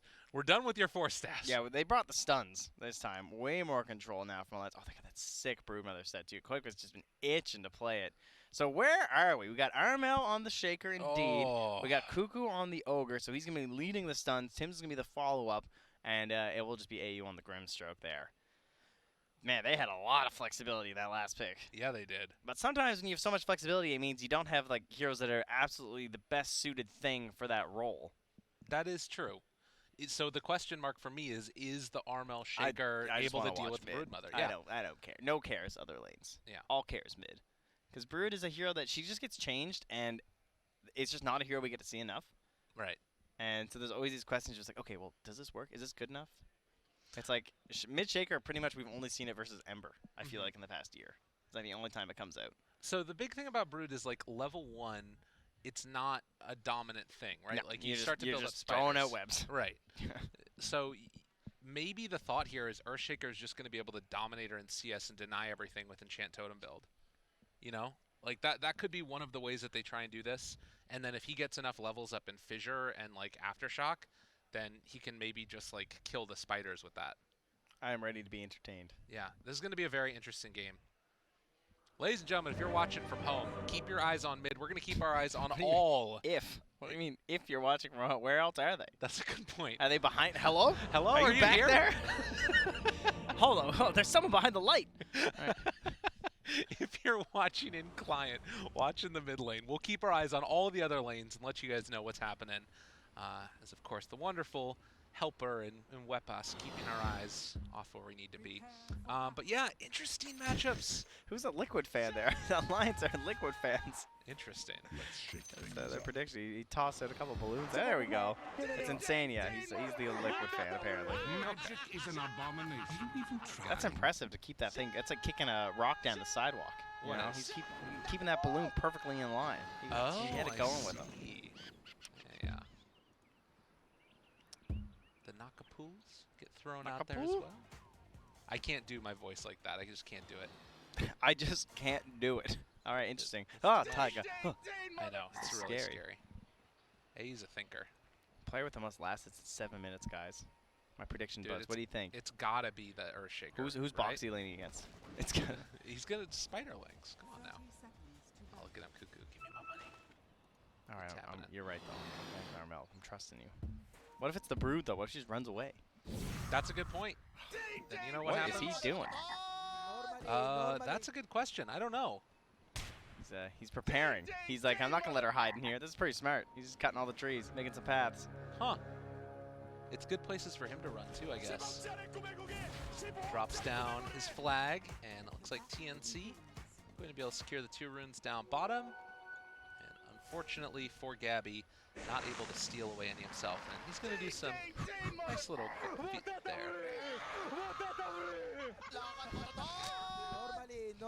Champions. Welcome to Dota 2, ladies and gentlemen, where you can taunt unabashedly. That's how we like it. So yeah, Armel, Quelling Blade, has the Enchant Totem already up, so he can boost up his damage, try and just completely deny out this Broodmother. And we'll see what his answer is going to be once the spiders finally come out, because that does feel like it's going to be the big question mark there. Oh, and I really like what Quake's doing.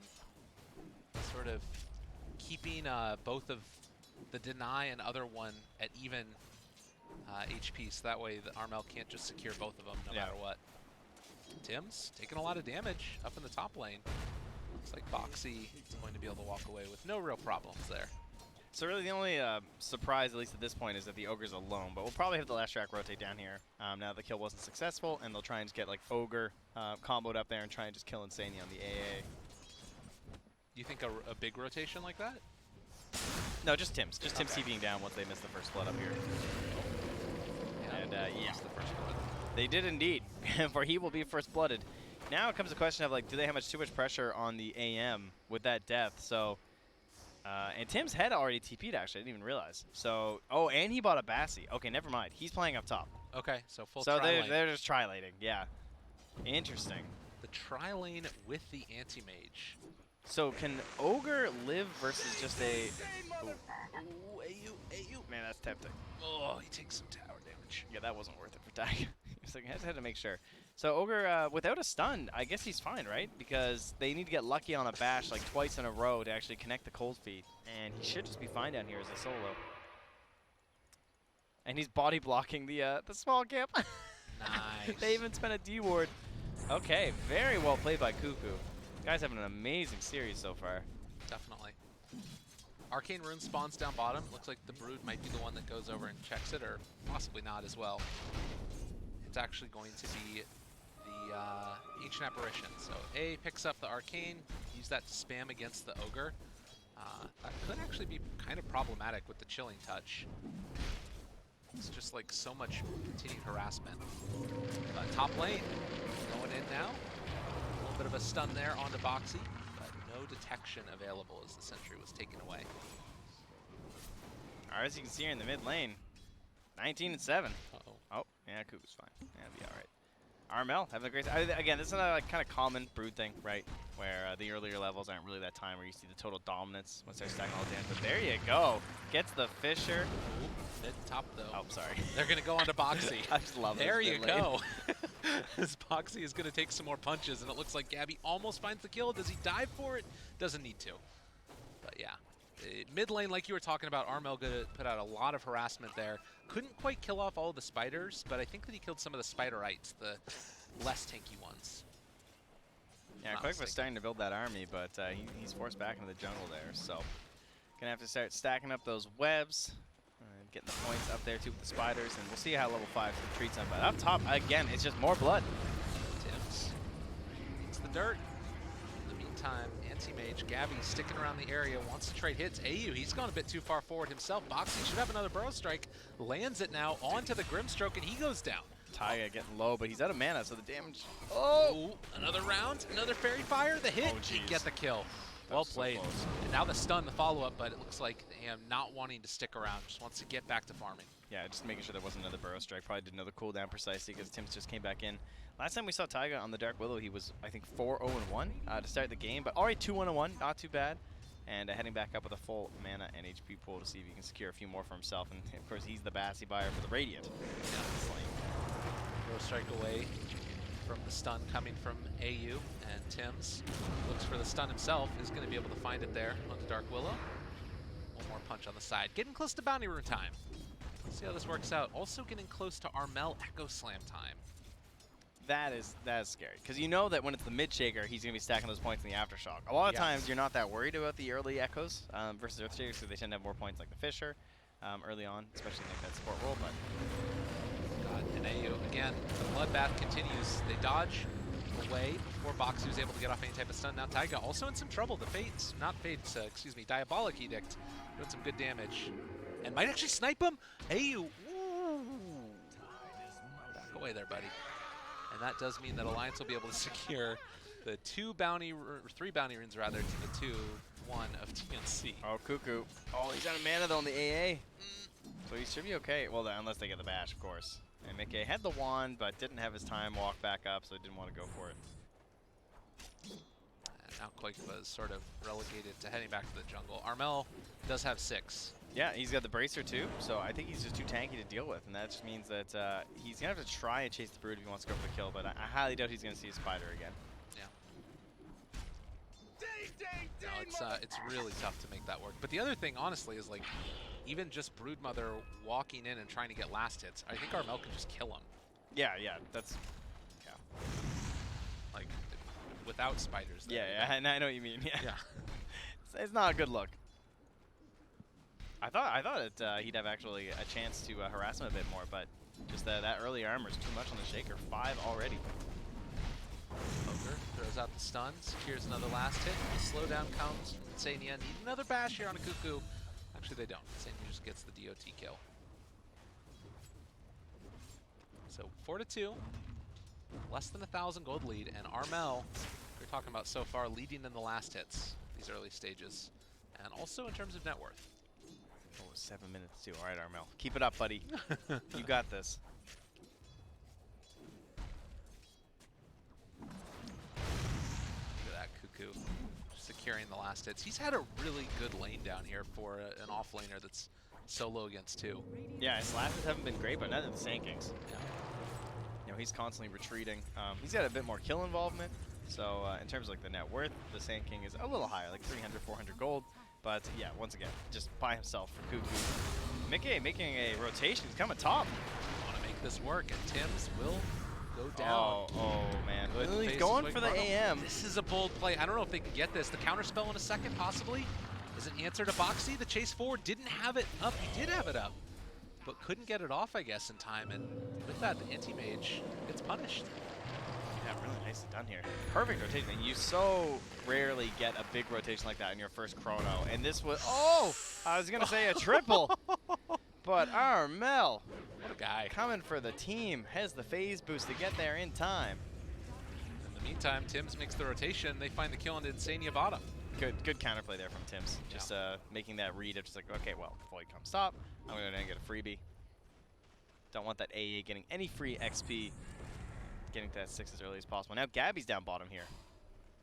Yeah, leave the safe lane that is no longer safe and go instead onto Boxy. Got him caught out of mana, in a lot of trouble, and it looks like Boxy is going to go down, most likely. Gabby finds the finish. Last hit for him, and also looking like a tower. I like how Tim's held the dust. He didn't instantly pop it. They just blinked on him.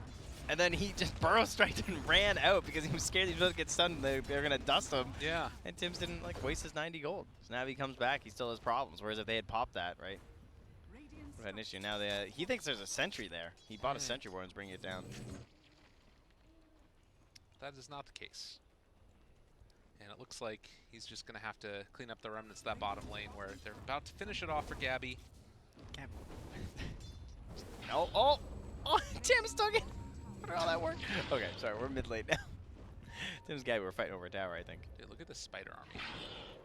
I think that he is dead, maybe? No, Armel's moving in. Oh, give it to me. Oh! No! No! That was a lot of gold. Wow, so he actually just gets all those straight up from the totem and the fisher, eh? Well, no, it was the stroke of fate that also killed it off. Oh, that makes more sense. I think Tim's dead again. He's a rough time on this Leshrac. Not gonna lie. It's hard enough being a core Leshrac and living. Let around these support Leshrac. Oh, the fisher, not quite on the mark, but that's all right. I'll just dunk him. They're just gonna go for the chrono. Right Run on the around the side. fisher. I don't know if they're gonna be able to find this kill. Looks like they will. No, Gabby not able to escape from that one. Armel's doing the math right now. It's like 460 Echo Slam. Walking Chant in. Totem, Fisher in 2 seconds. Oh, Going to the come creep on, wave. and slam. Got him. Well played by Can you Armel. imagine if he'd have got that bash? That would have been crazy. Dude, Armel is having a really good game. Yeah, is he ever? Perfect choice here from TNC. Because it's like a lot of those other heroes that you normally pick against Broodmother, they don't provide the same level of team fight that an Earthshaker does. Like, yeah, that's why the Kunk is always banned so early. Because Right. Kunk is the only one that can really do that. yeah, I mean, Tiny in a way, he's much more like pick-off oriented. Like Earthshaker is amazing way into the late game. I think, well, actually, I'm not sure what he's going to do for his build. He currently has the Ags, or the Blink Q, and I'm just curious about the Aghanim Scepter, because one thing about the Ags is that it's a... Was Mickey dead? Oh. Yes, he is. Oh, the Split Earth and the finish. Just the rotation. And, I don't know, it feels like Alliance are just a little bit too cavalier with their movement around the map. Getting punished for it. Keep in mind, though, that this guy is 0-0-0 on the Broodmother, and he's kind of close to share. I guess he's like 1k behind after that kill. It was a little close before. This guy's 3-0-1, and now it's the 2 mana down to make up for his phase boots, as they will grab now. Cuckoo, though, that is a core hero, of course. Yeah. Not the position 5 ogres we've been seeing getting picked off all day. Shaker has his Blink Dagger, but it's back in base, so cannot bring it out to him as quickly as he might like. Nah, it doesn't have echo anyway. Yeah, that's fair. Who cares? Samia, about to be level 6 once he finishes, or picks up the tome, rather. Which I believe is coming out in the courier. Where are the spiders at? Did they get stroked or something? Because there's no spiders. Yeah, it might have been. So 11 minutes. How worried are you about this anti-mage at this point? Do you feel like he's having I'm an not okay not game? worried about aim at all, because I have Tim sitting here with 2 wards just saying, hello, would you guys like to come for some kills? Perhaps smoking up with a Blink Dagger? That sounds like a great idea. They don't actually have a smoke, though, so I'm also going to have to do it with the Blink itself. Unfortunately, some of these Radiant heroes are moving away. Oh my god, they're trying to bait out Cuckoo, it looks like. Alright, jump in Chrono. They can defend against this if they wanted to, but with the Ice Blast coming in, it looks like Cuckoo is going to be punished. Thinking about the jump, Armel looking for his opening. He decides to go for the Willow. And, well, he gets that kill for sure. What was a almost 400 damage totem? Quakefit does not want to. Oh god, look at that stroke of fate, man. Yeah, he is destroying this Broodmother. Every time I look at Quakefit, he's lost his army. And suddenly, you've got AU who's the second or the third highest last hits in the game. 81, 81 last hits. Look how poor he is. Aww. He's the second lowest net worth. Man, spiders are terrible. They give no gold. I know, it's crazy. Ah. He kills them all again. Yeah, that was like 40 gold. He legitimately might end up most last hits in the game, just because he could hit it from so far away. Yeah, I mean, there's no real counterplay for Quakefit. You can't blame him that much. If he No. wants to pressure mid, it's not like you can see the Grimstroke at all. And there's his depression again. Thank you for showing it once more that he is the lowest net worth despite all these last hits. Yeah. So right now, Armel is really the playmaker on this team. Decided to go back now for an Aghanim Scepter, it looks like. Which is a little bit interesting again. I think it's just more of that maneuverability as looks like Cuckoo might be caught and gonna TP away. I thought this Ogre guy was unkilled. Cuckoo. He needed a multicast there. It's like 3 in a row. He Come on needed a now. multicast. I guess, like, look where he's dying every time. The one time he gets chronoed, you can't really blame him for that. This time he's on the other side of the river. Yeah, true enough. Is Tiger dead? Think about it. Going a bit further. Yeah, not going to try and chase. The Realm's max level, too. AM about 600 gold away from his Battle Fury, roughly. At the 14-minute mark. Armel and Tims are up here looking for someone to show up, but Radiant get the scan. Mickey is out. Yeah. I realize what's going on now. So Mickey, Hand of Midas is the decision for the Void. I think Armel, like, this is why I don't like the Blink that much in games like this, is because the Blink only feels good with Echo, whereas Right. the Aghanims just feels really good. And I kind of feel like he can't just be camping around like this. The only way this works is if he somehow gets his kill, but they know. They know it's not, they know the Shaker's sitting here. Well, I don't know. They actually just show up and also able to get the That's- Sand King. See, that was the problem. Oh my They god. did know.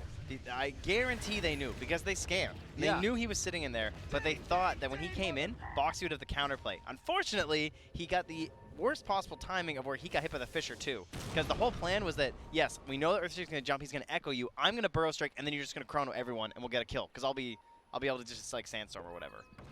That was the issue. Yeah. And it It did was a not smart happen. play, Right. but they outgained themselves with the second stun. Tim's the fear, and terrorize out onto several, and that's going to be the big turnaround that they needed. So they take down Armel, they take down Tim's. The playmaker's dead. It is still space for the anti-mage, but it's not necessarily the greatest feeling in the world. It looks like he's going to have the Battle Fury brought out to him just about that 15-minute mark and head off to the jungle to farm. So as far as space creation goes, it's still working for TNC, but Alliance, they've been able to pull some stuff together. It's just kind of crazy that it's like, you know, this Brood Mother was only 1 tower taken so far. Spiders. I mean, last, yeah, now.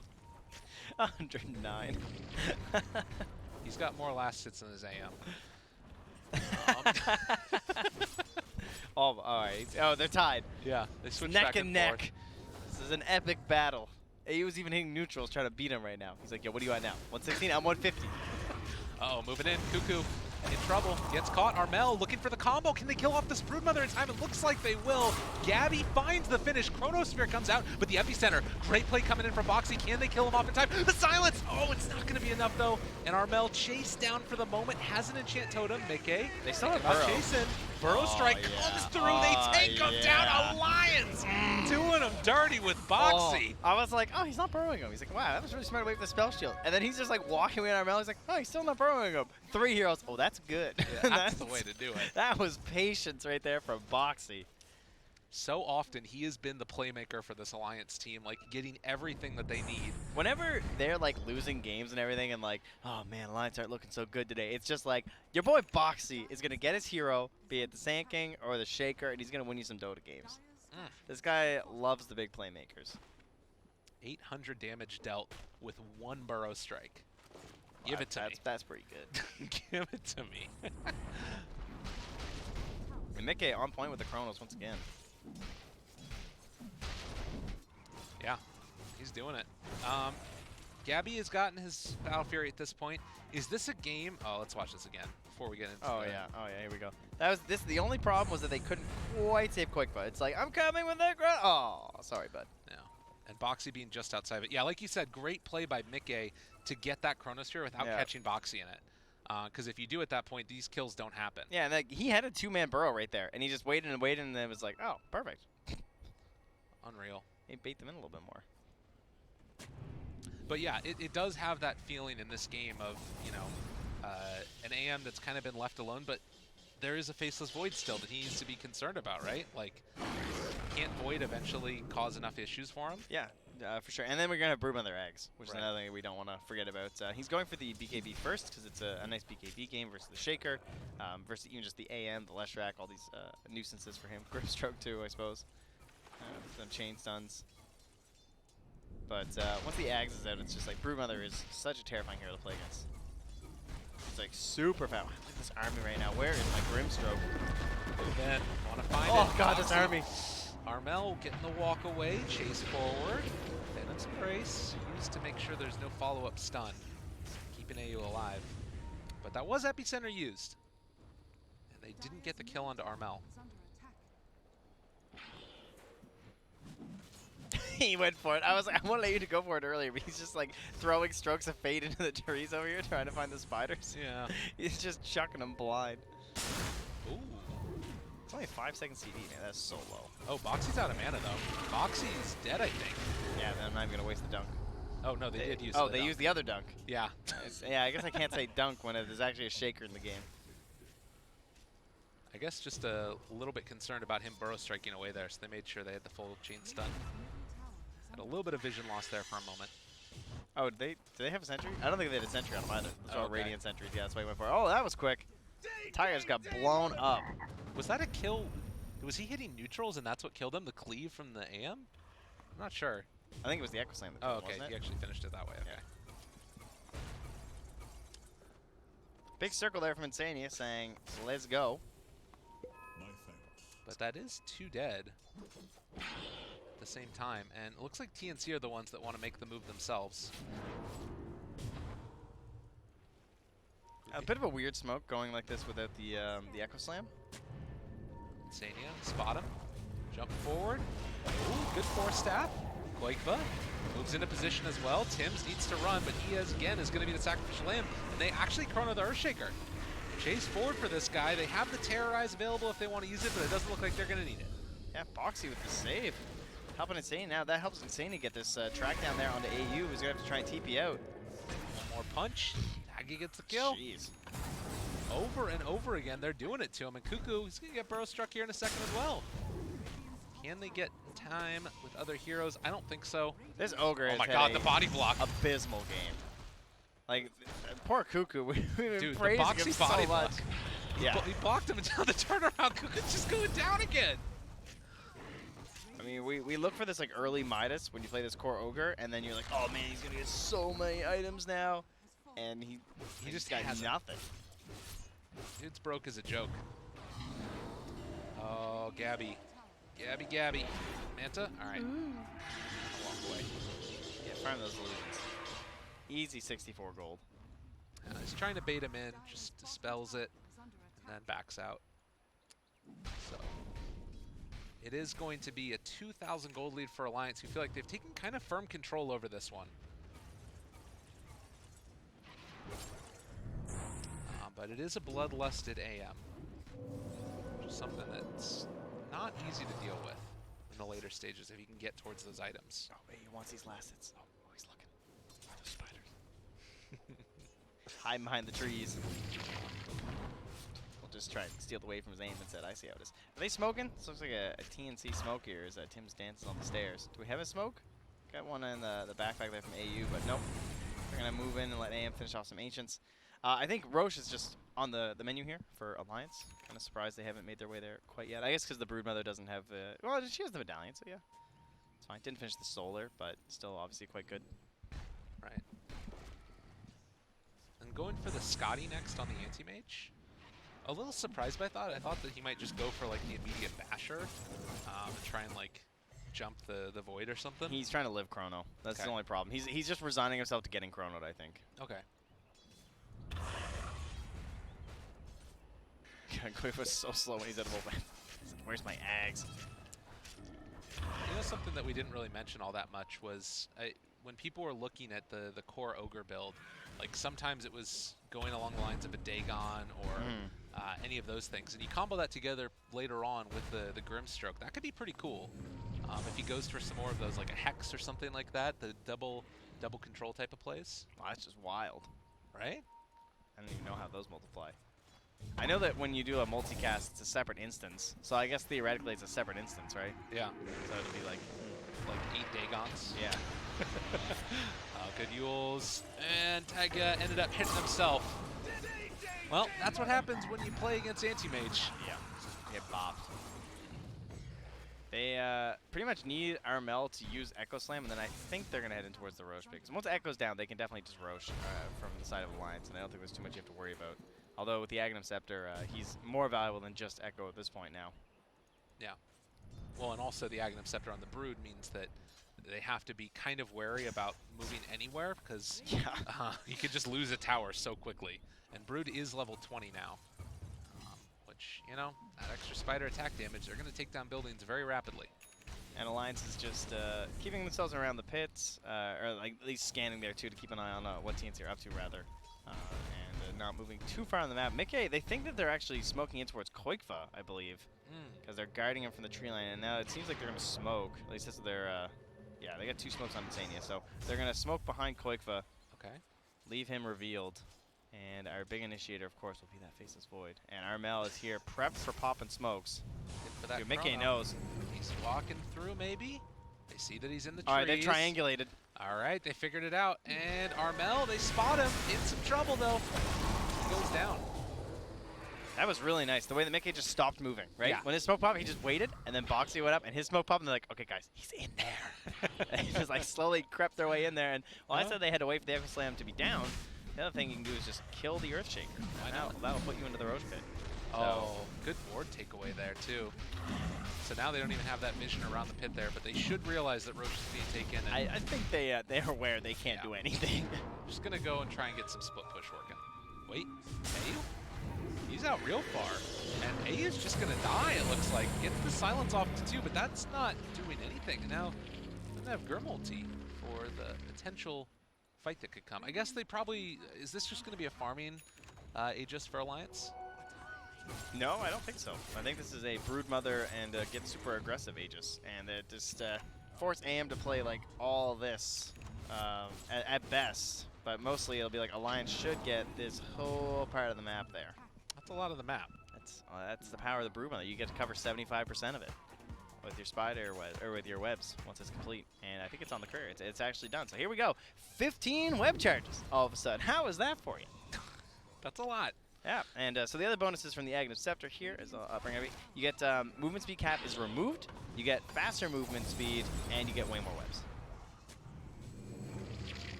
So he's currently 563. Yeah, they just He's just hasty. jetting around him in there. Yeah. Doesn't even have boots. No. Not needed. All right, Gabby pushing down bottom, gonna get some split push working. As much as Brood is amazing at going for split push, so too is the TNC Mage. Oh, bash, bash, bash. Oh, he got it. He didn't go Scepter Oh, first. he had the ghost too, and he's like, Yeah, that's unfortunate. Ooh, he's doing a lot of damage to that Void. But yeah, Void does eventually manage to find that kill. Although, oh, the plays! The Void! He took too much damage! They just blow him up! whoops. Didn't expect that one. That worked out really well for them. That's and now, amazing. Yeah, Alliance are still playing a little aggressively there. All that just damage from the Leshrac. Like, oh, that was an easy kill. Poor Leshrac. Finish out. Okay. Yep, I'll tell you. The spider damage is so ridiculous. And now walking forward, they need to be careful. The fissure comes out. The fear, though. The turnaround play is coming with the enchant totem. Koifa tries to chase forward for more. Boxy able to find that stun, but it's not going to be enough as they throw out the mana void. Armel waiting to pop that shrine till the ice blast. Oh, excuse me. Gabby just walks away as well. So they're fine. The pipe doing work for them there. Pretty dangerous to be up this far without your void, though. The pipe is so valuable against this lane right here. Don't tell them. Just walk right past. They jump over him. This was the team with Aegis that was supposed to be making the moves, but TNC somehow outfight them. The murder of Tim's. And they will at least secure something, too, because one of the things that's going to be frustrating is that even when you win that fight, there's nothing to gain, but there was still a tier 1 tower in that mid lane, and no way chance they were going to defend that without their two big controllers of the team fight in the Faceless Void and the Sand King. Dude, they just know this ward. I think. Wait, no. Did they announce spotting? He can't see that high ground one. He threw out the stroke of fate. Yeah. Onto it? Did he? Yeah. Huh. But I guess he didn't see it. Huh. Strange. But the good vision in the area there by TNC to place the ward up on the high ground that is going to spot all of this movement by Alliance if they step over a little bit further to the right. Mickey, Chronosphere's available. Who do they find? Good old Cuckoo. He's recovering. Oh my god. Speaking of recover, all right, we're good. I'm going to get a 4-staff now, guys. Yeah. Don't worry about it. All of their vision right now for TNC is just so good. Like, they see all of the Lions right now. Oh my god. Yep, there's one good D word, though, from Insania. Investment made back 1.0 times. Perfect. Well money. over it. Yeah, it's perfect. I see. The money one. I got like it. that. It's good. Found some combos. Tim's, again. He's like, all right, you want to play this game? How do you know my friends aren't lurking again? They have an idea, and Tim's is going to die, but meanwhile, off to the side, Gabby has found Insania. They get the Chronosphere off, but is it going to be enough? The jump forward, they find the stun, follow-up coming as the Grimstroke shows up. Mickey trying to run away, but Gabby just blinks out. Quick of a fine. Oh, he's coming. He's taking a lot of damage, but he has another blink, and it's that long range. He Cuckoo fell off the web, chased. too. Seeing if he can make this happen. He still has the Aegis. And Armel shows up. All the spiders doing a nice bit of damage. He has Echo Slam available, but Armel does not want to take that chance. Yeah, Gabby's just too low to re-engage there. Even with the BKB and the ulti, he says, no thank you. The scan hit, but now no longer. Yeah, See if they Armel find has the him. Blink Dagger too. Uh-oh. Oh, Tiger the Yules. Yeah, and the Root, they've got him caught. His Root's going to wear off in a second. Might be able to jump away. The Echo almost goes for it all, but it wasn't enough. Man, if he got that Fisher off, Tiger was done. Yeah. Gabby, in the meantime, has continued to reign at the top of the net worth chart. Hoping his team didn't see that solo shrine right there. It's like, well, what? Huh? Oh, I misclicked. Oh, is he going for Mickey? silence, but not able to get there in time. It was a nice attempt, but AU looks like he might pay the price. As Quakefa gets that kill, Chase Ford looking for more. Oh, Strike to Gabby. turn it in trouble. Gabby goes down. Man, that was all for an attempt on an AA and instantly tipped by Mickey saying, boy, what are you doing? Get off my support. He's And still they turn alive. again, find another kill. Alliance stomping over to them. That was the BKB 10-second unused by Gabby. That forces now into potentially a high ground push from Alliance. And as good as the Earthshaker was in the laning matchup, I think the combination of both the Blink Dagger, I think you needed the Ags first, but I see kind of why he didn't go Ags first, because if he went Ags first, like who plays with him when he's jumping around? It would have to be really well executed. Yeah. But I think that's what they had to do. I think the Blink was like, you're just all in on the Echo. Right. Whereas with the Aghanims, you can just like chase and continue, and like you're setting up the stun for the Leshrac and the Grimstroke are both playing with you, and you're using the Ink Swell to like chase down with Enchant Totem. Like that's the kind of gameplay you needed. But it might have been because Cuckoo was so far behind that he felt like they just had to go for like the Gorilla style, where it's just like one and done with the Echo Slams. But one kill every 2 minutes is not going to be enough at that point in the game to slow down a Broodmother draft. Where the Quick was just, I mean, he's 10-1-4. Yeah, he's been monstrous this game. And as much as you can say, like, oh, run in and, you know, get the Echo Slam that kills off the Brood, it just hasn't happened because Quake has been microing his spiders really, really well. And now, TNC are in a position where they need to hold out. They've got to hold high ground, but every second that they're just stuck in their base, Alliance are going to get further and further ahead. Now, one storyline that has had a lot of talk in this tournament has been Alliance's ability to finish off games. You knew where I was going. I know. That's a big That's swing. not just this tournament. That's this whole year, dude. It's a big swing, but we've seen it go the other way before. Alliance, they need to find a way to finish off this game. Dude, that was and killing off 91%. Gabby here is a way to do it for sure. Everybody jumping on top of this guy. Armel wants to find initiation to turn it back around, but they will kill off Gabby again. But the combination coming out isn't enough. It's not enough. The BKB is out for that Faceless Void. Can they kill him off in time? It looks like the Ogre is also going to die. TNC gets spanked. Yeah, 80 seconds now with no anti-mage. The mid laner act's already gone. Now they can just take that tier 2 in the top lane if they wish. Plenty of them there. I see a ping by Tanya. Just respond. Like, how long was he alive for? It's hard to farm when you're dead. So yeah, rough stuff here.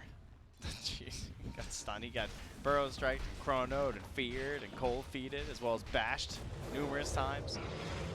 I even got broken at the end there as well, I see. They really threw everything at him. Kitchen sink made it happen. Alliance on top of it. Looking good in this game number 2 after a heartbreaking game number 1 loss. Look at the spider damage. Yeah, it's ridiculous. You can see when the volley occurs. Ready? Fire! Knock! Shoot! Pretty much it. I think they could just Dabo. They're not. I mean, they got 45 seconds till Echo, though. So they're going to try and play this last Rax out. They say it is Alliance. Never give up, never surrender. Yep. And TNC, likewise, have been teams that have been able to pull it back themselves.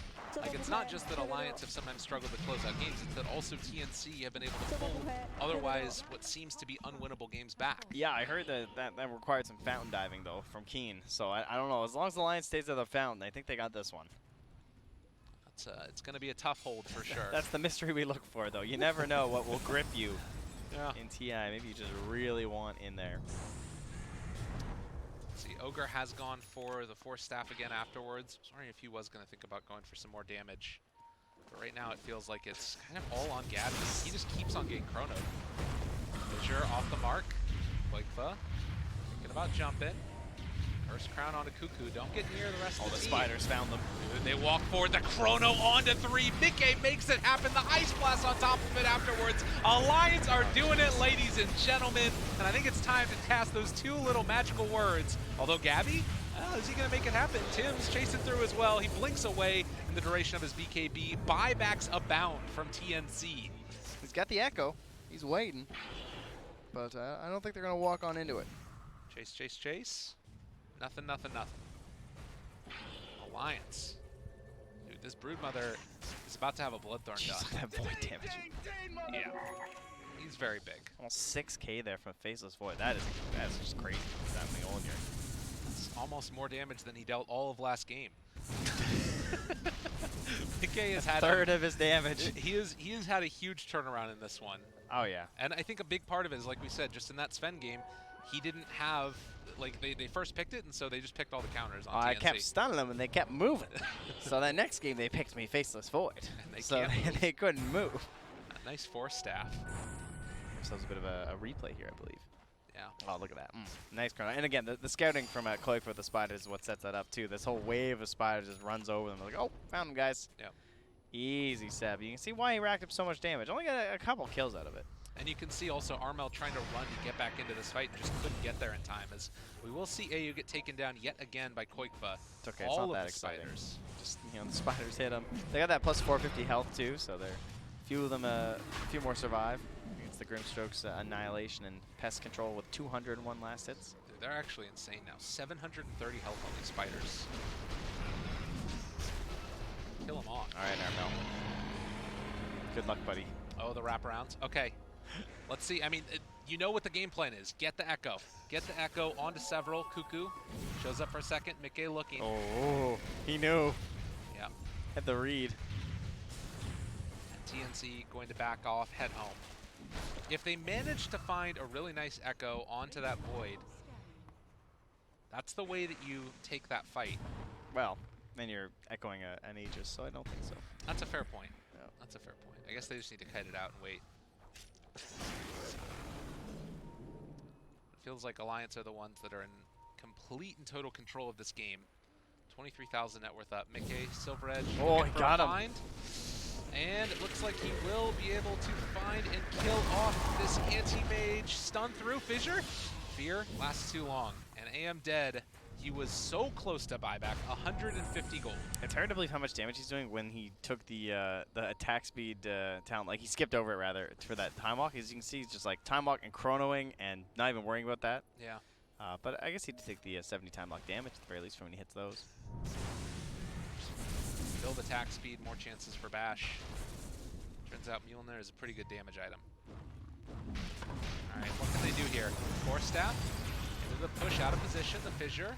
Force Staff back the other direction. Mickey's fine.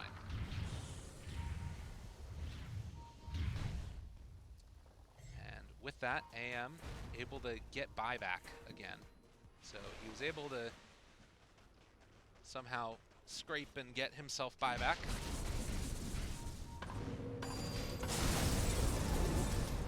He's toying with him. I mean, he's got the cheese, too, if anything looks remotely dangerous for himself.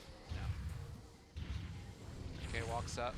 Chronosphere still on cooldown for a little bit, 45 seconds. They walk forward and find the Lesh, and Taiga just bullying them in the base. Nice blink back from Armel. Okay, just stopped him, jumped right on him. They cave in very low. Cuckoo's gonna walk forward, Fire Blast to start this off. Triple multicast, they buy back on the AM. Looks like that's gonna be about it for there. Aegis still 2.5 minutes left before it's going to be reclaimed. They're very happy that they did not lose that Aegis. 'Cause he got pretty low. If you lose that Aegis without the Echo Slam, that does, again, open the door ever so slightly for the side of TNC. Yeah. But now he's just regenning back up there in the jungle a little bit and coming back in. Wants to try and make something happen here. Just Koik was just like, zoom. I'll be there soon, guys. Now, Burrow strike onto Cuckoo. Rooted, chased. Has a force staff, but he's still stunned for a little while now. Doesn't have buyback. He's just dead. They can't do it. Going low ground.